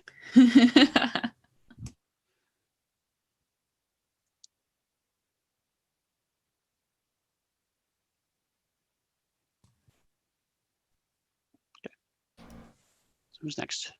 Oh, right. I'm sorry. I got distracted. You can. Yeah, this beast needs damn well taking down. Get on that. Well, all right, I will. Thank you for the advice. So let's see. I'm burning through spells like it ain't no thing. And I can't really blast it with another chill wind because, well, I can because I could apply the counter spells to my companions, but it seems a little. Let's go for the old faithful. Let's fire off a magic missile. I can do that without any difficulty whatsoever. And while I try to avoid using magic missiles when I play D&D and Pathfinder, now's the time. Sometimes, yeah. Yep, so I twiddle my fingers. So this comes up at every table, and I like to bring it up when it comes up at every table. There are 2 schools of thought about how magic missile works. I will allow you as a group to decide which one we are using. School of thought 1 is you roll a number of dice equal to the number of darts you're throwing. Option 2 is you roll once and multiply, and that's what each dart does. Oh no, roll once for each bolt, All right, as it were. Go for once it. for each missile. So I'm doing how So you have many? to add 2 more because you have 5 from the first one is baked in. Okay, so 2 more. So that Also will 5. be plus 2, so that'll be 7. Yep. So 12 total. So Pepper them up nicely with Yep. 4 stars. a handful of glowing bolts of darts, seeming to radiate heat, but just being kinetic energy, bombard our enemy and hopefully smash one of its skulls in. Yeah, you are working that one head. It's got an arrow in the eye, at this point dislocated jaw, and it's just being battered about with force darts. It's not the head to the left is having a very bad day. Vetiver, it is your action. What would you like to do? And then I familiarize myself with a bunch of my spells. I'm going to walk forward. Let's see if I can I get in range of that thing where I can actually see it? Oh yeah. Well, like if I put it here, I'm in the tree and I can't actually see it. Oh, you should be able to like walk. You can. I'll go behind it. You can get into. I'm sorry, I moved you just to get you out of the tree. Yeah, you can get. You can also basically step into a space that an allied creature is into. So. Yeah, but I'm going to go over here because that's nice. Now it's all flanked. And I am going to cast. That is not what I wanted to open. Sorry. I have way too many windows. I'm going to cast Inflict Wounds. Excellent. So that's that. That will hit. And I am also going to use Channel Divinity Touch of Death. Because if I hit with a melee attack, which this is a melee attack, I can deal extra necrotic damage. So 5 plus twice my cleric level. Damn. So it's another 19 damage. So 19 and 13, that's 22, right? No, that's 32. 32. God, Travis. I was trying to kill it. I'm terrible at math, which is a great trait for a game designer to have. Yeah, and you do so. So you reach up and just slap it on the back, and again, On its butt. I said its butt. Right, as you hit it on its haunch, the first thing you see is the tail turn to ash and drop at your feet, as like this like rotting energy just courses forward across the creature, ending with the eye that has the arrow in it. So that little piece of it got to suffer for the longest period of time as it drops. Good news, the arrow that was stuck in the eye, totally fine. Well, thank God for that. I was worried. Yeah, that's what truly matters here. Yeah. The gods have blessed us this day. Excellent. So, Man, my character is creepy. Right? I'm just liquefying creatures over here.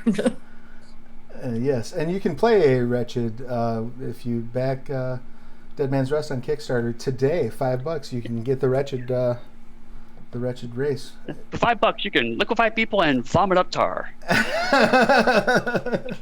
So now that the enemies have been dispatched, what would you like to do? I'm going to go collect some internal organs from this wolf to eat. Go back to sleep. That's fair. Well, then I will eat the organs where none of y'all can see me. Oh, you're gonna go. Go into a tree. Yeah, I'll just go hide somewhere. All right. I mean, I think It's now that okay. we're awake, we should head to our next spot. Yeah, it was near the end of our sleep period anyway. Yeah, you did benefit from a full rest. Well, you say that. I've now just burned through half of my spells, so I'm going to need people to protect me as if I am gold. Keep me in the middle. We could Spike's also rest taking a a little bit bit of first. damage too. You can take a short rest if you'd like to, and Yeah. gain the benefits thereof. I'll do that. All right. So I forgot what you get from a short rest. you can spend hit dice to heal. Mm-hmm. You can, depending on if you have a class feature that refreshes on a short rest, it will refresh. Some spellcasters get spells back on a short rest, but I don't believe the Warcaster subclass does. So Spike is going to spend... Well, how many hit dice do you want Spike to spend to heal up? Do I spend my hit dice to heal Spike? No, they have their own. Oh, then how many does he have? 14. Oh, Jesus. Oh, yeah, spend 2, Spike. All right, excellent. He's more than me. And this is a baby horn saw. Give me some of your hit dice. So that brings him up to 20. I have healed a bit as well. I'm only getting like a few points. I think I'll just live through this for a moment. All right. I took no harm whatsoever because I was hiding in the trees like a brave battle mage should. Right. Excellent. Good job.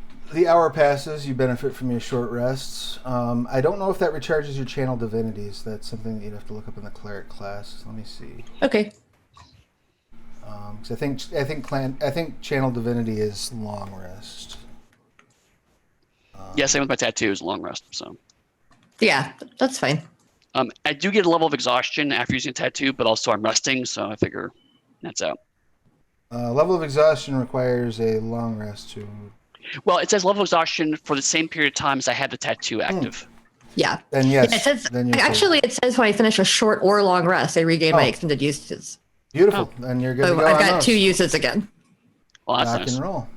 That's a pretty broken thing. I love just being able to add like 19 necrotic damage to any melee hit. I love it. I love it. Well, I love Great.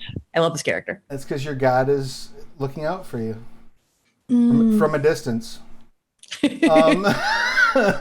Distance. I want to. Also, I am eating a pound of organs as far as I'm concerned, so I get that like ability to reroll a 1 or a 2 for the next 8 hours. Yep. Excellent. So yeah, after your rest period, you, I assume, are resuming your travels deeper into the Hornsaw. Is that accurate? Is that fair to Yes. say? Mm-hmm. Excellent. As you continue moving along, you find yourself getting into the denser brush of the Hornsaw, where things are a bit more unusual, a bit more dangerous, a bit more deadly. And after about an hour, you find yourself in these lovely environs. So go ahead and establish your marching order, and this is a nice time to point out to you that you can move your character, by the way, using your arrow keys if you have your token selected. What? Oh, nice. I feel like I'm playing an old text adventure type game. Yeah, really. Do, do, do, do, do, do, do, do. Where is Spike? Spike is right behind you. I don't see him. Left him behind. No! Served his purpose. He's the best person in the whole Sacrificed to party. the gods. Probably the most morally pure. Certainly. I think I'm fine going at the back of the pack. Probably me and Rizzy at the back of the pack. Yeah, I need to go in the middle. Cheekin in the middle. Yep. Thursman and Spike up front. Yep. Mother Manticora. So I don't see Spike or Vedivere on my Yeah, No. same. screen. Oh, I see both of us. Hmm. Oh, weird. We're all A on different layer, layers. maybe, or It shouldn't be, because there's only one layer for tokens. dynamic lighting issue? No. Shouldn't be.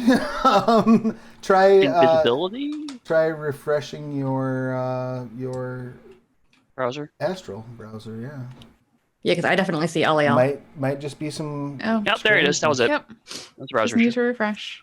Okay. When in doubt, F5. So yeah, you see this space splayed out before you. The trees, like I said, are of odd color.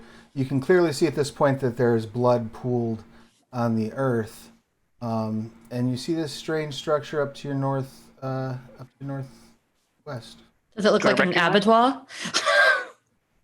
Oh, yeah. One might describe that as vaguely abattoirish. We should avoid that. Can I get a nature roll to learn more about that? Sure, absolutely. But it Weirdly, looks I'm so not delicious. specialized in nature.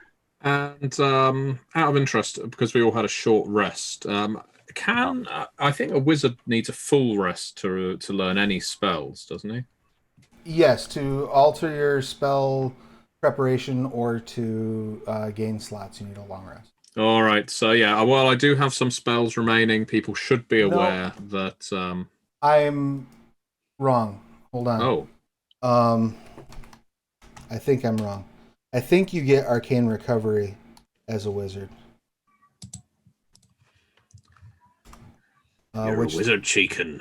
Lets you.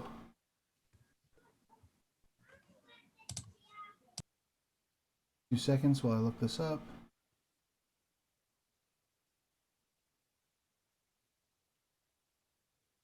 You yes. are correct, Travis. I do have Arcane Recovery once per day. When I finish a short rest, I can choose expended spell slots to recover. They can have a combined level that's equal to or less than half my wizard level. So that's actually all right because my highest level is 4. So if I recover a mana spear and a chill wind, I think that's good. Okay, cool. Rock and roll. Because that's equal to my level. Awesome. So answer my own question, but thank you. No problem. So with that nature check, there's an you're nothing good. Yeah, that looks bad. Yeah, nothing good stores blood like that. Yep, probably bad. I'm going to use Primeval Awareness, which allows me to sense any creatures within 1 mile that are, or 6 miles, that are aberrations, celestials, dragons, elementals, fae, fiends, or undead. Well, I found 2 of those. Hello. Hello. No. The Howl Legionnaire does not come off as undead to Primeval Awareness. Obviously, this is faulty. Yeah, there's an aberration. Oh shit.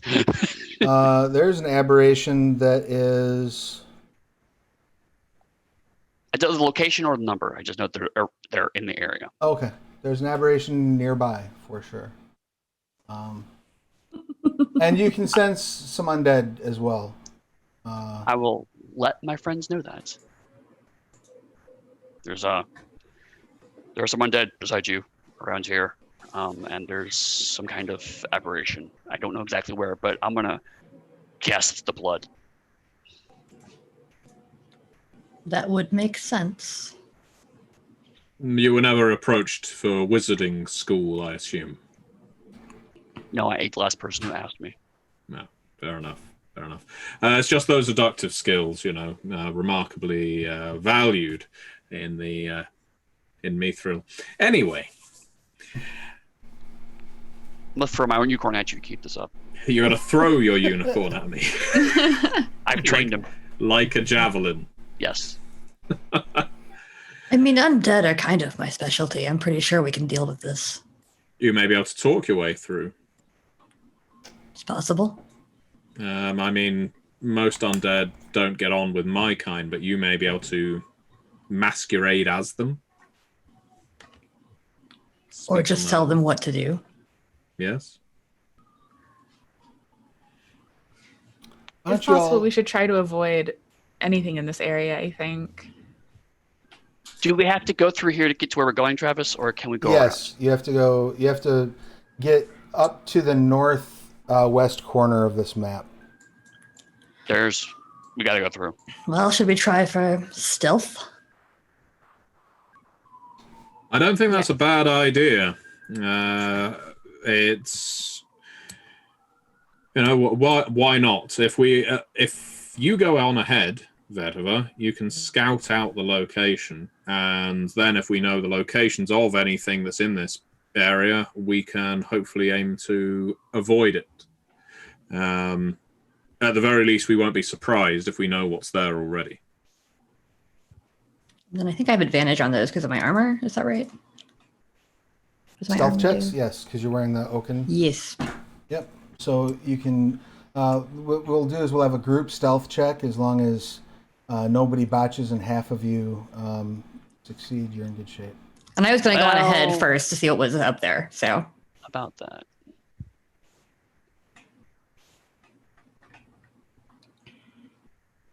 And don't forget that your stealth checks, Chicken, are made at disadvantage. Yeah, because Clanky here. No, because he's glowing. Oh. Yeah. Even better. I'll have you know before you start throwing armor-based insults around. I have a natural glow. Oh, that's so much better. you going to roll yourself or just going to hang out? Chicken. I suppose I better roll it. I'm not hopeful.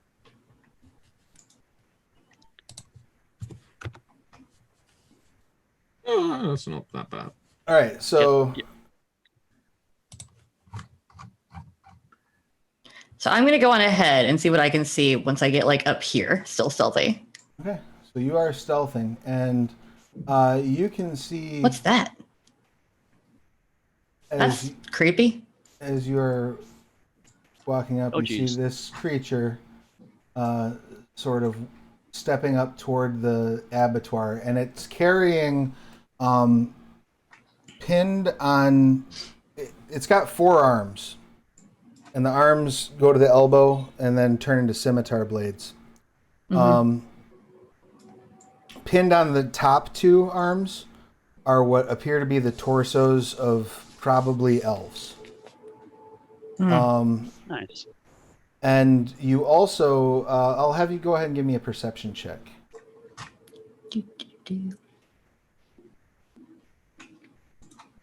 That's not one of my quick ones. Sorry, hang on. You're good. You can always just tap wisdom if it's not one of your quick ones. Nice. So, Wow. you do notice that the blades on this thing are rusty. Which is, I'm assuming, not normal. Not Almost as usual. if there's some sort of dead man's rust happening. All right, so I'm going to go back to the party and tell them what I saw and say, like, you know, there's one of those blood reapers up there. It's only one right now that I can see, but there might be more in the nest or in the abattoir. It's strange though. Its blades are rusted. It's not normal for their kind. Also, it's got some elf torsos on it. There's some dead elves that's somewhere. okay. So you didn't attempt to speak with it? Blood reapers are not undead, I don't think. I don't believe so, but I wondered if you had tried anything. I did not reveal myself to the blood reaper. No. I thought that was something that we should do name, really, as a isn't group. it? Yeah. You hear like a sploosh sploosh as the sound, the distinctive sound of 2 elven torsos being dropped into an abattoir full of blood.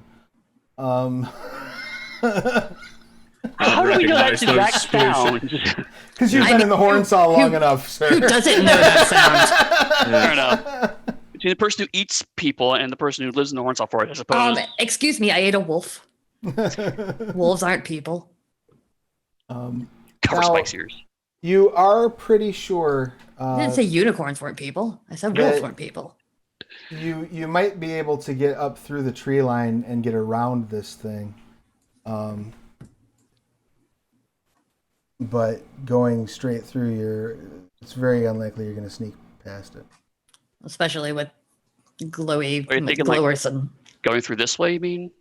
Like that? Yeah. If you've got a big blanket, you can throw it over me, but I'm not sure it will help much. Unicorns sweat, humanoids perspire, hollow legionnaires glow. It's what we do. the point is, there's only one. I think we can probably take it. There's 4 of us and the Hornsaw. You think there's really only one? No, but you know. That There's is also something to some keep in other mind undead is, here. yeah, even if there's only one of those, we don't know what the sounds of combat might draw to us. I think we should try to stealth by it if we can, and if not, then we'll plan to fight it. Okay. Let's sneak along the southern edge of the tree line and then go north from there. One alternative, just one alternative. Oh, okay. Is it possible that we could have something fast in place that could cause a distraction? So, for instance, send Spike more in the direction of the Blood Reaper, or into the southern tree line, so the Blood Reaper goes after Spike. We all then shimmy up north, and then Spike bolts at the right moment before the Blood Reaper can get it. Or we could send you in front of the Blood Reaper. I can't Spike run. nearby, who's much more useful to me. Or I can cast a minor illusion over there. And then none of us are in works danger. as well. I mean, I don't hold with the deceit of illusory magic, but I suppose it has its uses. I can't imagine how you died. I can't remember, but I believe you may be onto something. I'm feeling a stirring of memory. You want to drop a minor illusion? Yes. What's the range on that, and what would you like to use? That's a great question. Ooh. Range, 30 feet. That is, I'm gonna have to get closer. Well, I think I can do thaumaturgy within 120 feet. Ooh, I can make a loud sound over in the corner. that works. That's a cantrip, so I can use it as many times as I want. So yeah, I'm going to do that actually. So we don't have to worry about getting close. So I'm going to over kind of behind the Blood Reaper, to the southwest of it. Okay, so pretty much as far away from me as I possibly can, which is 120 feet. beautiful. That's 200 feet about there, yeah.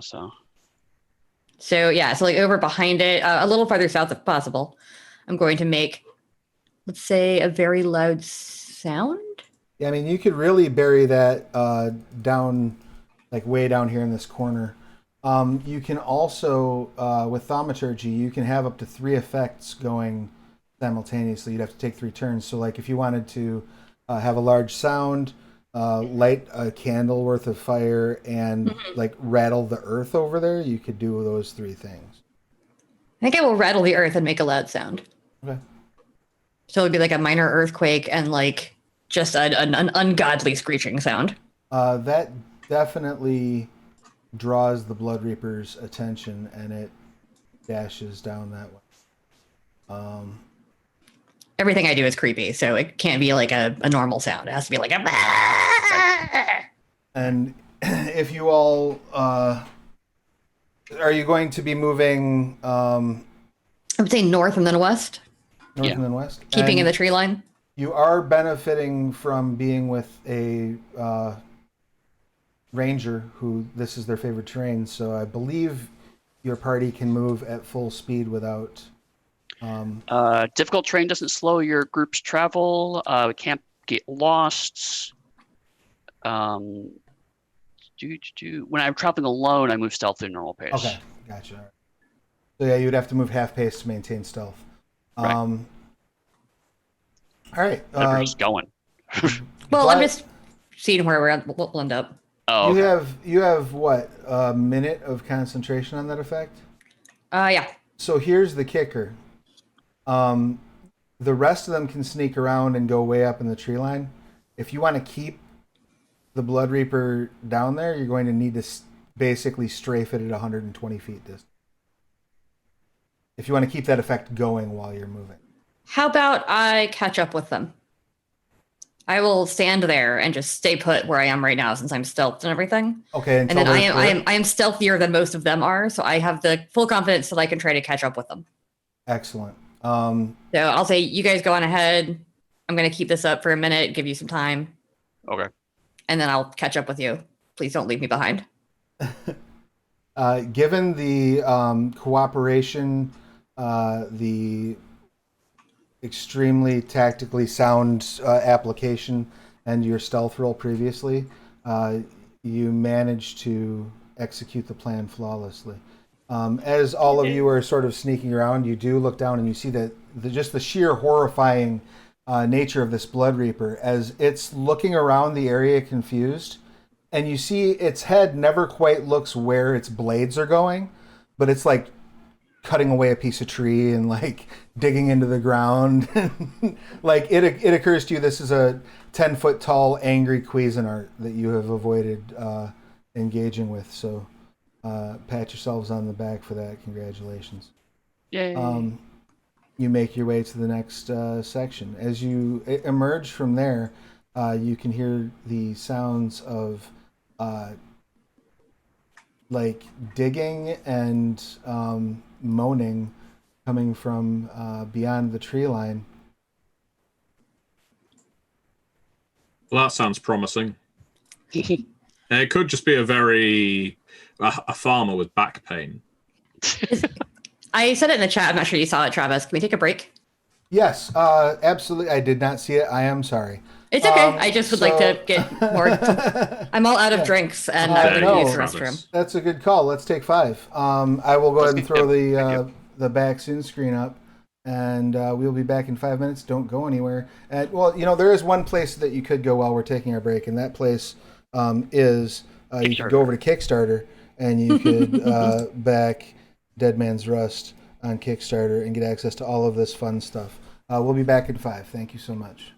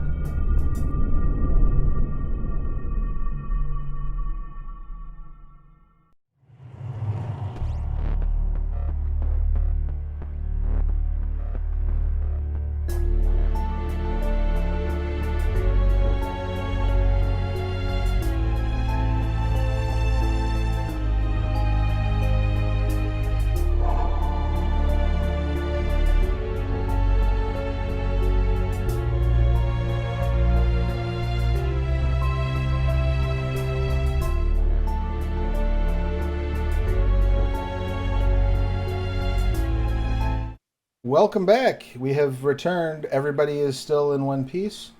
And we are ready to press forth with the final act of this joyous jaunt into the Hornsaw Forest. Joyous, that's the word I'm thinking of, yes. So you have made your way through the brush, and you can sort of see up to the north west this what looks like maybe a set of standing stones, some sort of a shrine perhaps, possibly even dating back to the Lydian Empire. And you can catch a little movement through the trees of skeletal figures. And you can also see that there's the larger standing sort of henge kind of stones, and then there's smaller standing stones around them. You can see like this green sort of rancid energy pooling around at the bottom of those stones. That looks normal. Yeah. I mean, for this forest. What would you like to do? Does it seem like this is what we're looking for, the site of the undead activity?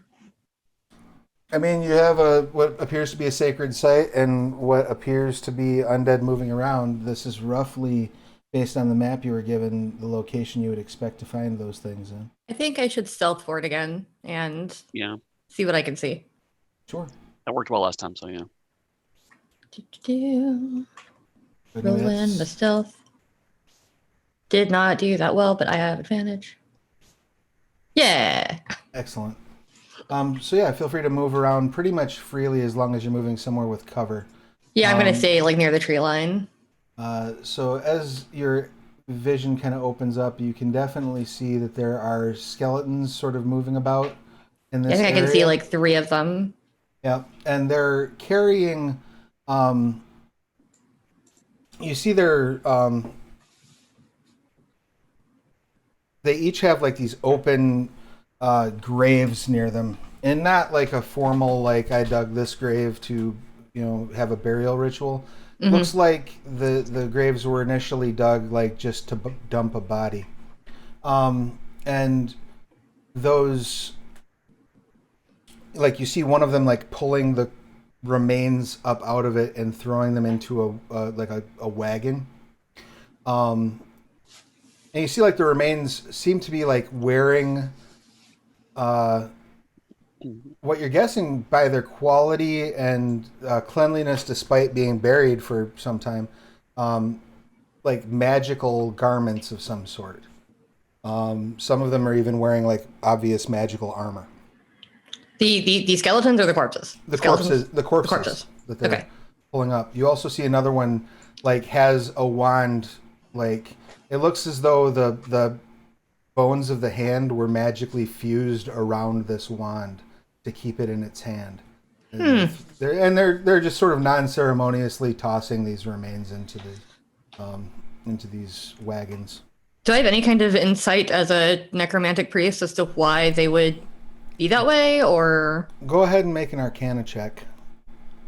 And because you are native to Glibadatel, I'll give you advantage on that check. Okay. That is something I have nothing in, is Arcana, weirdly enough. Oh, shit! But nat 20. Nat 20.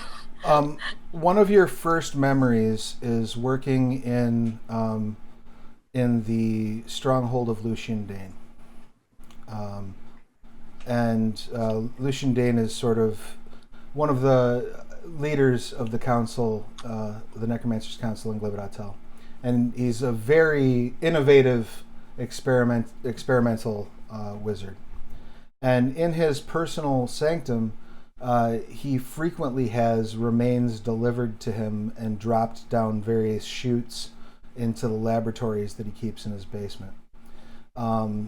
Oftentimes, you remember hearing talk of priming remains by burying them in the corrupted ground of the Hornsaw Forest so that they will make for more active reagents in his experiments. Gross. All right. So I will return to the group again. I'll explain what I've seen. So there's some skeletons that I think we could take. They're definitely readying some magical remains for further experimentation. I don't know whether or not they could rise during a battle, but I think this is definitely the spot. Sounds like if they are doing something, we should probably hit them now before they make their own reinforcements. I mean, or I could make them into reinforcements. But are the skeletons just a diversion from something slightly more, well, a necromancer, for instance, or some more powerful undead? It's quite possible, but I didn't see anything. I don't see a downside for destroying these undead here, whether they're a distraction or not. Agreed. If they're helping Lividatel, we definitely should destroy them. No, you are correct. I like being an undead that hates the concept of people making undead. Of other people making undead. Yeah. It's like self-loathing, but with a lot more hit points. Yeah. Well, it's our bad people. It's the good guy with a gun argument, you know? A good necromancer with a gun. The only thing that can stop a bad guy with an animated corpse is a good guy with an animated corpse. I have a Second Amendment right to my animated corpses. I have the right to bear arms, and she just holds up 2 arms.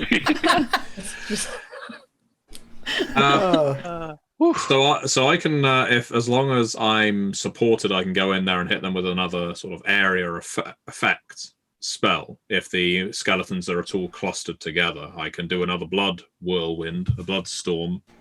I don't know whether it's actually possible to blind the undead. I think it is. If the skeletons are scattered around, we may actually want to attack to draw them closer to us, and then cast. Yeah. So something like me and Spike can go forward and get them to cluster around us, try to attack, and then you can hit with that. As long as you don't hit us with your bloodstorm thing. I can provide you, my friend, with an adequate counter spell and Spike as well, so that any harm will merely graze you, bounce off you. Is not as reassuring as you think it is, but okay. You'll still be peppered by blood, but it won't hurt. You only die a little bit. All the dying is done inside. That's all. Awesome. So, would you like to do that then? Go ahead and move forward. Try to sneak your way up there and attack. I'm actually intentionally not going to be sneaking. Okay, and you are bringing Spike with you, correct? Yes. Excellent. So I'll go to like here-ish.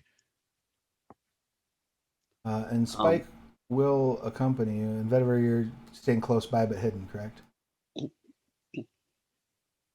Yes, sorry, I was muted. But yes. Go ahead. Durzen will just stand there and it's like, get out of my forest!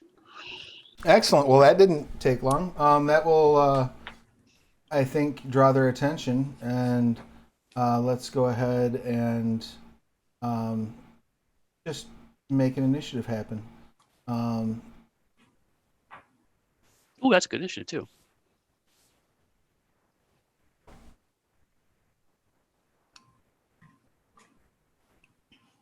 I did not do as well as last time, but that's okay. It's probably good that I'm going first or close to first.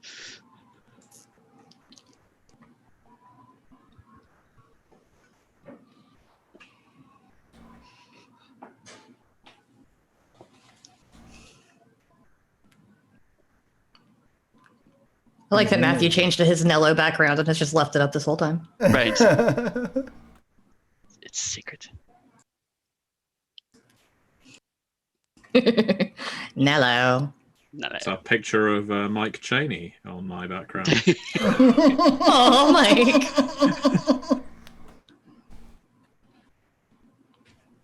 It doesn't look nearly angry enough to be Mike Cheney. My cats are incredibly upset that I have closed the door because my boyfriend is in the other room conducting an interview right now. So I've just got little paws coming under the door like every 3 seconds. And I'm like, well, I would have shut you in here with me, but you were not in here when I shut the door. So their loss. The cats have failed.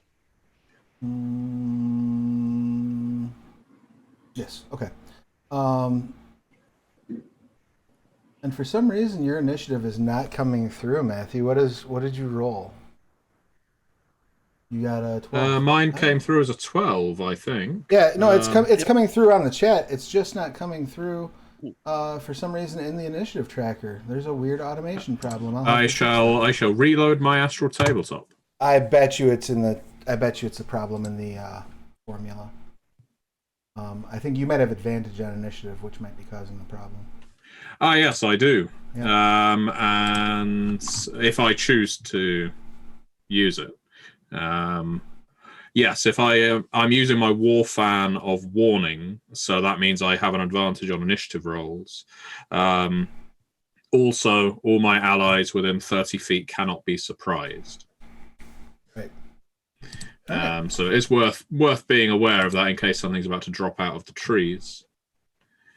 Do you need me to roll the initiative again just to see whether it pops up? I just programmed it wrong when I programmed. I gave you an advantage automatically on it, but I forgot to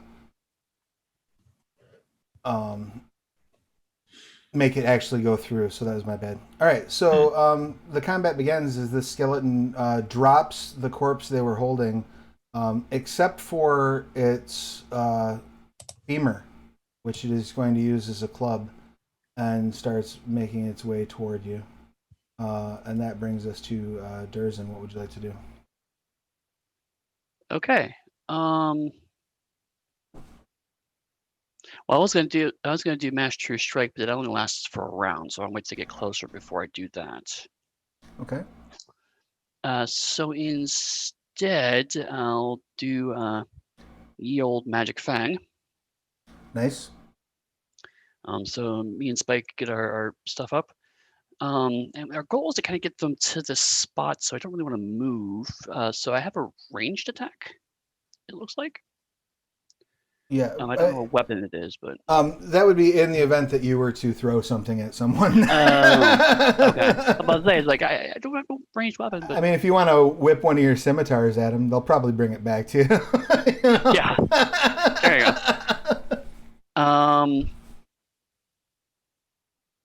Actually, I think I'll just kind of hold my action. And if someone jumps out, then I'll hold my action too. If someone tries to attack me or Spike, then I'll attack them. Beautiful. I love it. That brings us to Skeleton 3, who also is going to lumber forth. This one does not have the presence of mind to drop what they are carrying. So as they lumber toward you, you see they have a shovel in one hand and are dragging what appears to be the lower half of a humanoid that is freshly enough buried that the sort of trail of ichor behind it is still moist. But it's just kind of dragging it across the ground. And that brings us to Chicken. They're not close enough yet for me to use the area effect, really. I guess I could center it on an area and hope they wander into it, knowing that they are unintelligent undead. But doing so would also impede anyone who's wishing to charge in and attack them. So, party, do you want me to do this? Do you want me to, let's say, center this bloodstorm underneath that closest standing stone so that anything passing through it is going to potentially get blinded and poisoned? Or would you rather I go for individuals? Honestly, yeah. If you center that bloodstorm like between those two pillars, yeah, then that means that anything that is programmed to follow that road will go right into that. Yeah. And we can just focus on things coming around it. Yeah, and it won't, plenty of us have got ranged attacks as well, so we can just pepper them with arrows and bolts if we need to. No, that's good. Okay, then. So, unless anyone has any objections. Beautiful. All right, so another Vitae Tempestas. As I issue forth another Bloodstorm. Excellent. Yeah! You're going to center that basically right here? Yeah, it's 25 feet in diameter, so as far back as it needs to be so that it doesn't just take Spike's nose off. Yeah, we don't want that. Spike needs his nose. That should, I think, roughly be it. Yeah. Yep. I mean, they could just wander around it, but that's fine. We're funneling them in that case, and theoretically, that's a good idea. Okay. Oh no, it's not 4th edition D&D. It won't help at all. What have I done? What have you done? I've cursed us with the wrong edition. Excellent. So this one is caught in the Bloodstorm, and that will require them to make a Dex saving throw. Yes. Now, being poisoned is not a concern for them. No. But being blinded sure is. So...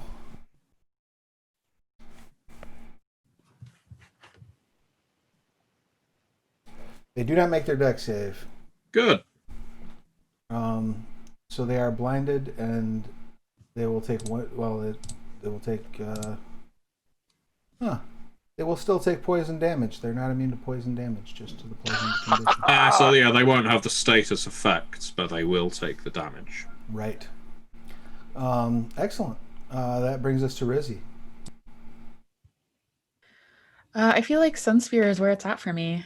So Sunsphere. yeah, that's what we're doing. All right. You light up, and that does, again, give you a healthy glow as well. Heck yeah. You're all looking so fresh and glowing Thank you. here in the Hornsaw Forest. And are you launching that at anyone in particular? At Skeleton 2, since it's not in the blood tornado. Okay, excellent. So that attack roll of 18 will absolutely hit, and it's going to take 7 radiant. Mm-hmm. It's no fun. And it needs to make a Constitution saving throw or be blinded until the end of its next turn. Let's see how that turns out for it. Oh, it is blinded. Nice. Excellent. Any other actions? Not this round. Wonderful. Look at us mercilessly maiming the undead. Yeah. Stripping their sight from them. I feel all of a sudden like I'm morally at odds with our behavior. You all hear a shout. Uh-oh. Do any of you speak Asath? No. Excellent. No. Nope. Speak 3 languages, and none of them are that. Beautiful. Well, my character sheet just says Dunain, Lydian, language.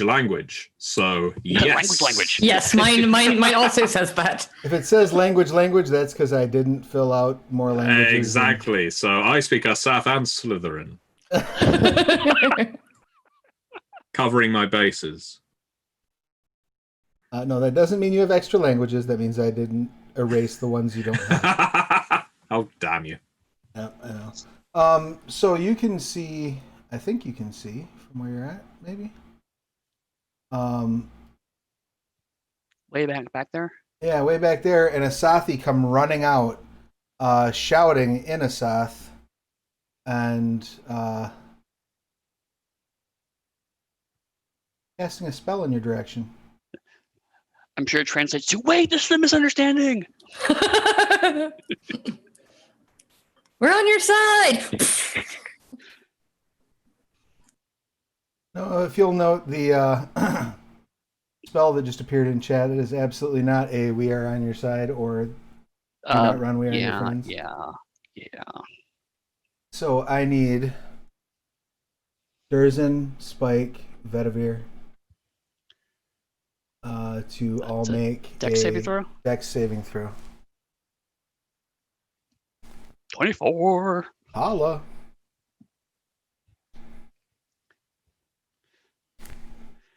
So I merely take 15 points of damage. I do not believe how well I am rolling on these things that I literally have 0 in. Like, my dex is 10. Oh, wrong save. Yeah. But go me. Go you. Maybe I'm just like really afraid of fire because I'm a corpse. I mean, that stands to reason. Poor Spike No. got an 8.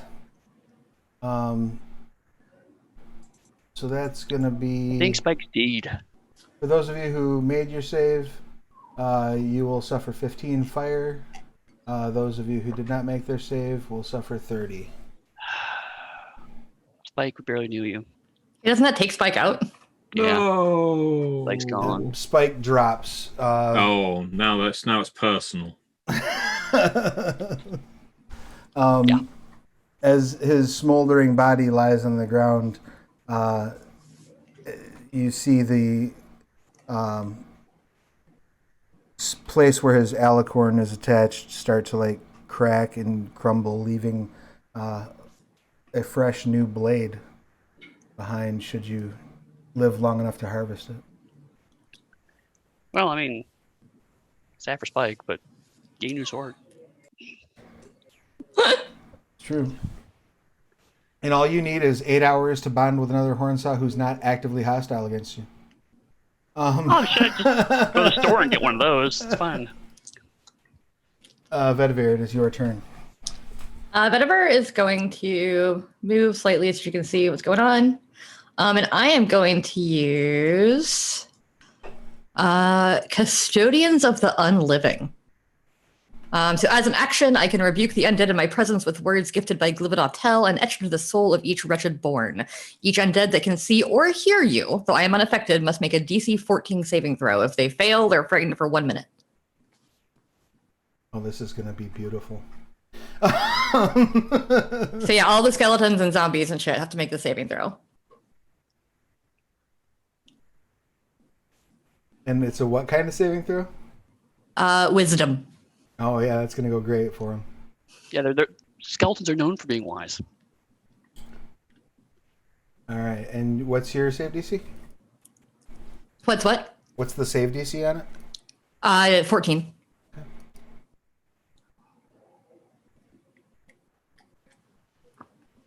Because it's my spell save. Wow. So we have That's a lot one skeleton who has managed to stay and one zombie who has managed to stay. The rest Everybody are else is frightened all for 1 minute. And they're just sort of running around like in circles, wailing, absolutely agonized and very upset. And that is a action for you to use? Yes. Any bonus actions, movement, anything like that? No. Actually, yeah, I think I'll just take a step back to kind of where I was. That'll be all my movement because I moved about 15 feet each time. Excellent. So. But yeah, that's it. I just wanted to scare them. They're scared now. I also spoke fake Latin, but I'm not as good at fake Latin as Matthew. So whatever you think I said that scared them, you know. That's fair. That zombie's gonna run. This priest is going to step out, clumping up with his master like a dummy. And is going to cast Spirit Guardians. Is that priest undead? He looks undead. That priest is undead. Yeah. So He also has to make that saving throw then. Make that saving throw. Yep. I'm assuming they could all hear me since I was yelling. Yep. I forgot it. Yeah, that priest is absolutely a wretched. Yeah, I was looking at the token. I was like, that priest looks undead. He might have a better. Nope. So He's also scared for 1 minute. Scratch that. He's going to stand where he's at and cast Spirit Guardians. So he is surrounded by like specters start flying around him in a circle, which almost none of you can see actually because of the tree and the bloodstorm. And because he's like, ah. Right. But he's at least holding his ground and not actively running away. This poor skeleton is also going to just run away. You don't pay me enough for this. I have so many questions about skeleton economy now. You can learn all about it in Dead Man's Rest. Flesh. This zombie is still pretty brave. So, Or they just come very stupid. walking up with a shovel in their hand. That brings us to Spike, who will take this round to finish dying, leaving only some ashes in his alicorn behind. Aww. Skeleton 2, both frightened and blinded, is going to run into the Bloodstorm, where he will then take 1 point of damage and make his saving throw to see if he remains blinded as a result of the Bloodstorm. Though he's blinded. How long is he blinded from the Sun Spear? Let me check. Until the end of their next turn. Yep. Okay. Oh, save.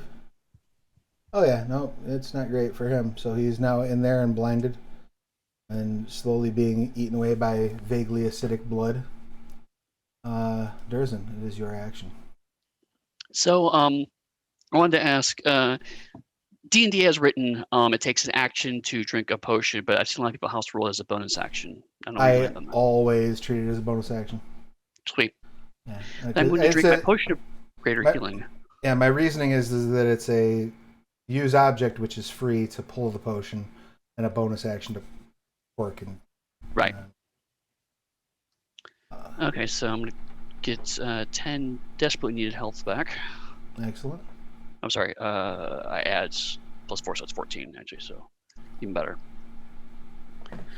And then for my action, I'm going to start murdering undead people, understanding that they're already dead, and therefore can't really murder them. Rude. But I'm going to make unuseful this zombie right here. Undead rights.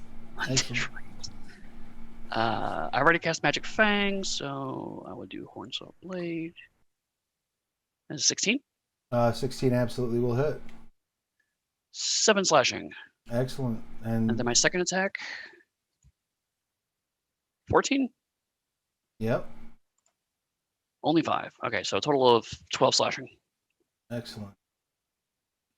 You again sort of rip forth chunks of meat that go flying as you're swiping through them with serrated scimitars.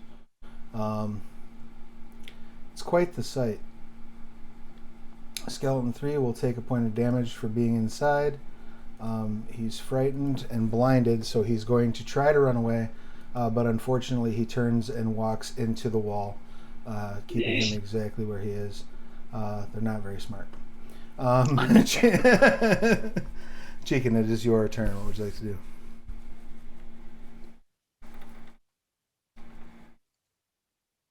do? Okay, so things have changed a little, but not especially with all the damage flying around. I think I might just wipe out the skeleton number 3 as he's easily within my line of sight. And I can quite happily hit that with my magic missiles, I believe. Yeah, within plenty of range. And I'd be very surprised if I don't kill him with a magic missile. Okay. So it helps clear the field and keeps me a nice distance away from all of the horror. Very good. Good call. Horror.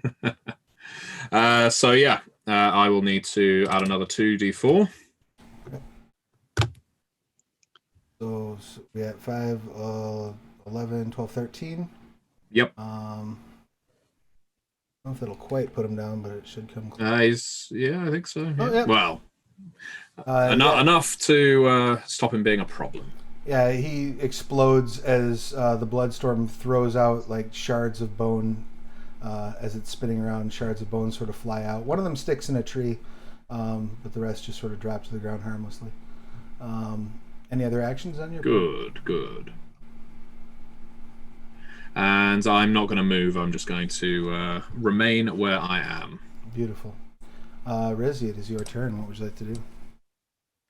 I'm gonna move this way a little bit so I get a better view.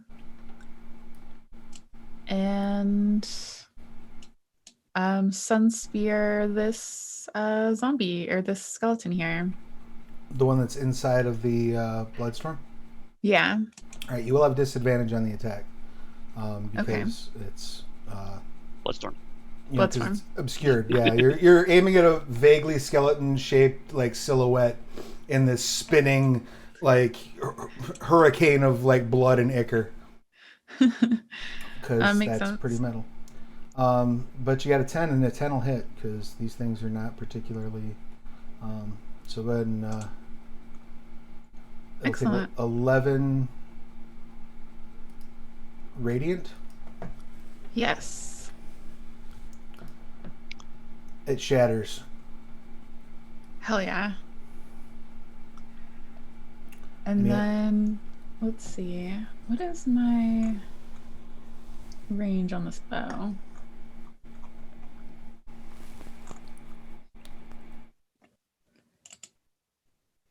Because if I can, I'd like to go for the zombie up top that Durzen's after, because I don't think I can see anything else. Oh yeah, that's fair. Player, not quite with that roll. Yeah. Okay. Alas. But close. All right. That brings us to our good friend the mage. He is unhappy and shouts something else in Asath. He moves in. Is it the exact same thing? No. Okay, good. He's in the barrel. He's shouting something different.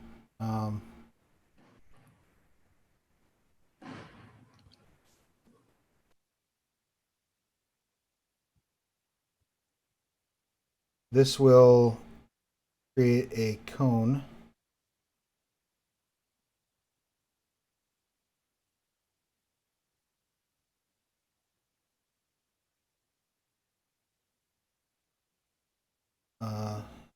Let me just draw that cone real quick. Pick a different color.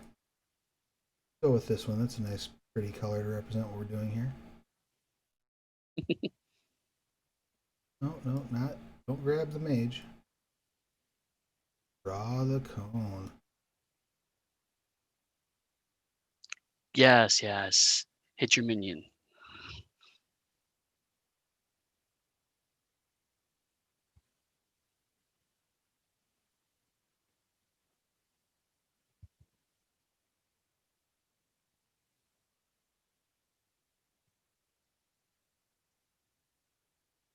Well, bugger.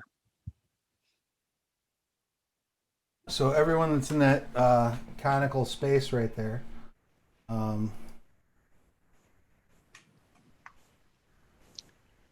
cast a cone of cold. Cone of colds. Constitution save.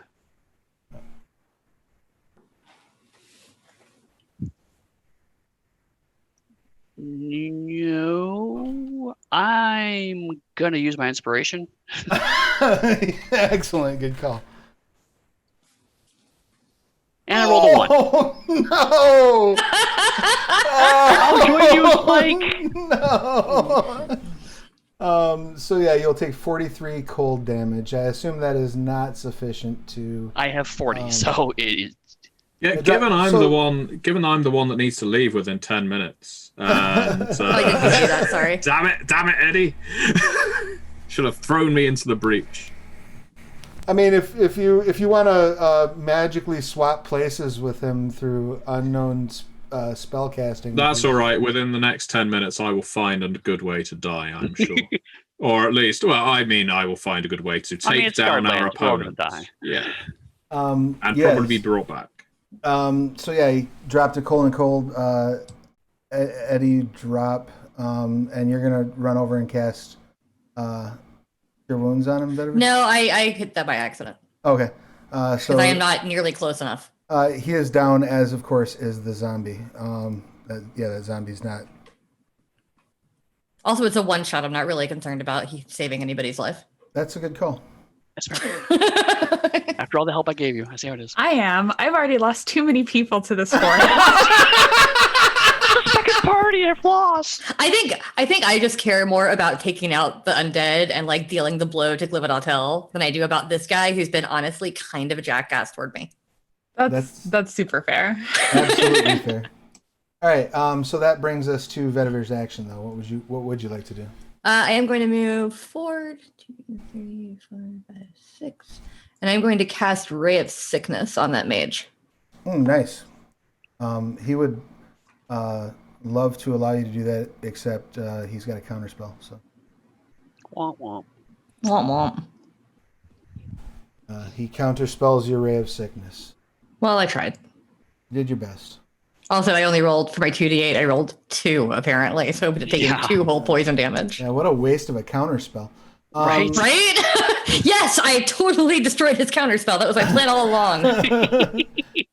The rest of the undead who are not already dead are absolutely abandoning this poor Asathi mage who thought he was going to have a cavalry coming to save his behind.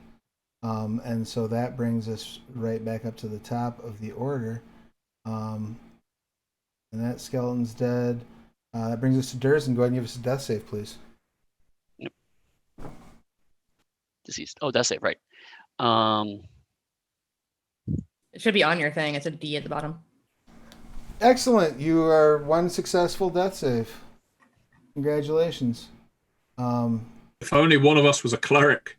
But who planned this ridiculous expedition?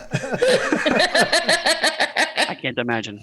Yeah, we're all hanging in there for you there, but we don't know how to make you better. Well, to be fair, one of you is a cleric. She's just busy killing. Oh. Awkward. I actually could save him if I got over there. It's all touch. Bring him back as undead. Cheekin, it is your action. What would you like to do? Okay, so as I've got eyes on the mage, I'm going to launch my relearned mana spear right at him. Beautiful. This is going to be a very bad day for him because he is a mage and already used his counterspell this turn. Yep. So let's hope for the best. 150 feet can definitely hit. Mm-hmm. Takes 35 psychic damage. Good roll. There, yep. 2 10s on 2d10. Oh, Nice. Not bad. Among others. And yeah, he has to save to... he would if he was going to survive that. So you...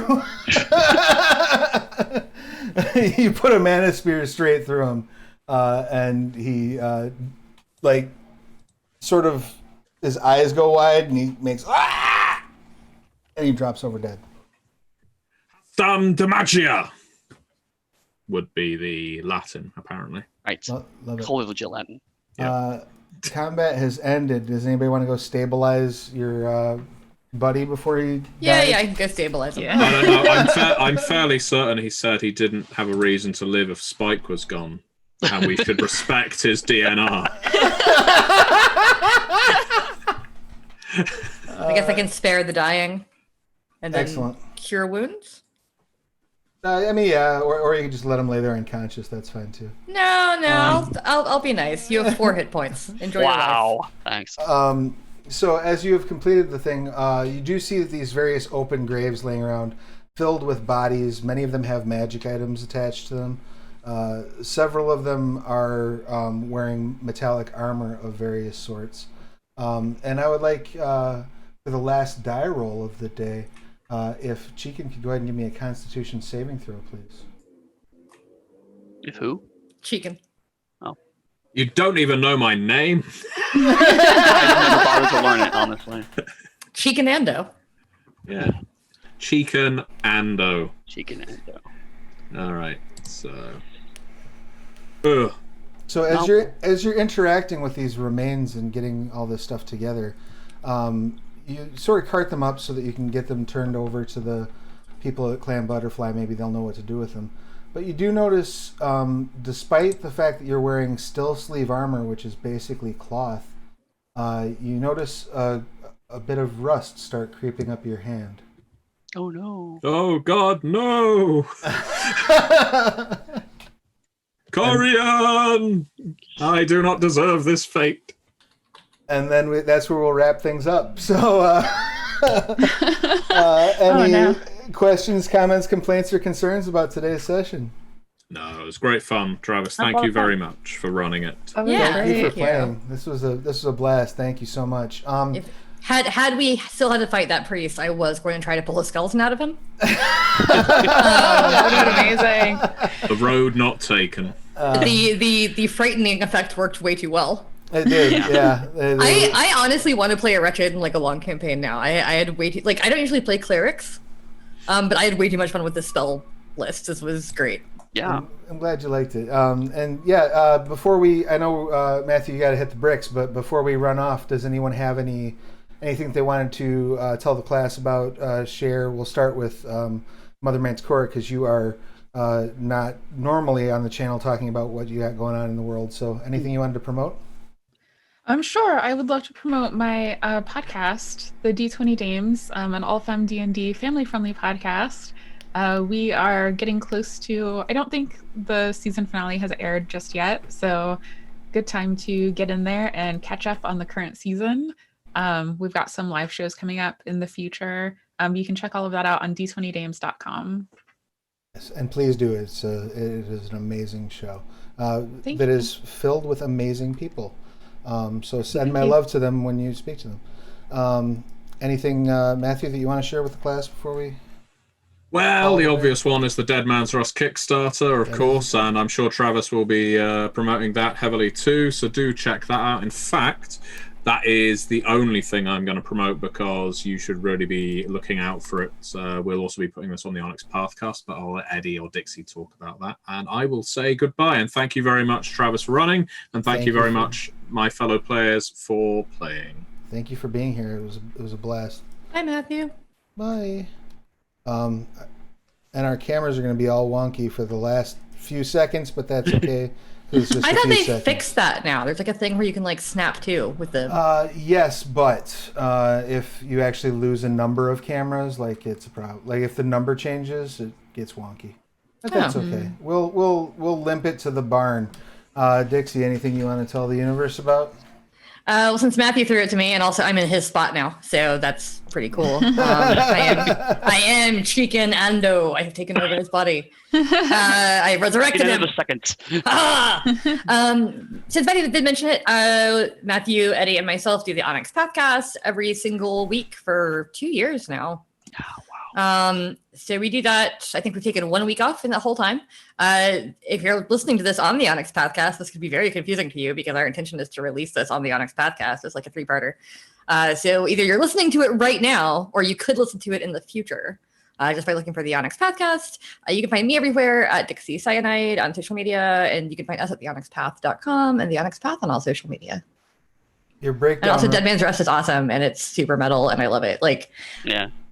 I just think more people need to play Scarred Lands in general, because I love the setting so much, and like I don't know why it hasn't taken off like some other D&D settings, because this is a super fun setting.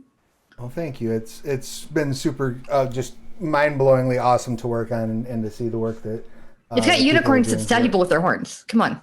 Right. I mean, how much cooler can you get?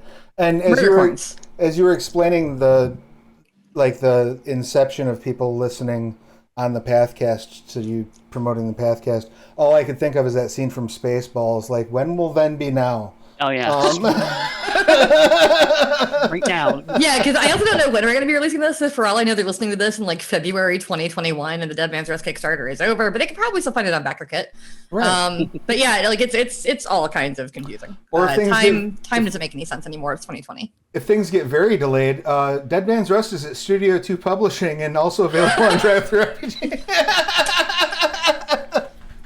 Just want to make Also, sure we're going to conventions again. You probably just saw us. That's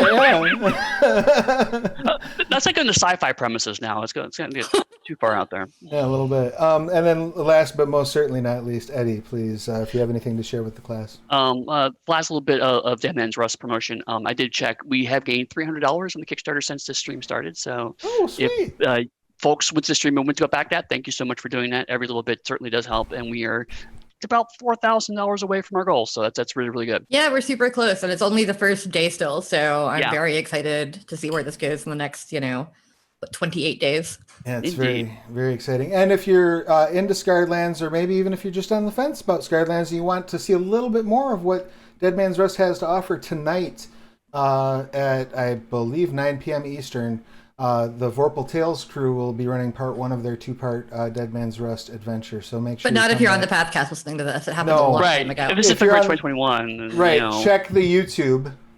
Because it will be anyway, no matter what time you're listening to this, you'll be able to find me at pugsteady.com. And from there, you can find access to all my social media outlets, including my creator-owned game, Realms of Pugmire, which you can find at realmsofpugmire.com. Yes, and you should definitely keep an eye out for that. And for if you want the opposite of incredibly gross metal D&D. Basically, yes. Go play Pugmire. The opposite of this.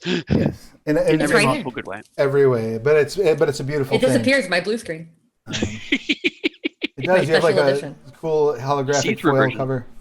All right. I will stop eating up everyone's morning, but thank you all so much for taking the time to play with me. It has been I'll stop eating up Jessica's morning. This has really been a riot. I had a great time. Thank you all for playing. Thank you all for watching. Mask up, wash your hands, stay safe. Call your family on Thanksgiving if you speak to them. Don't go see them.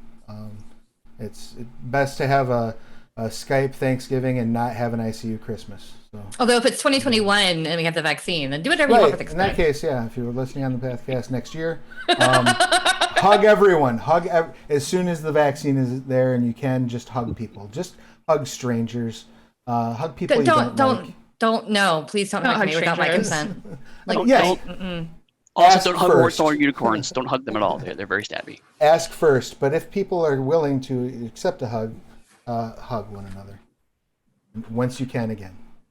Have a good one.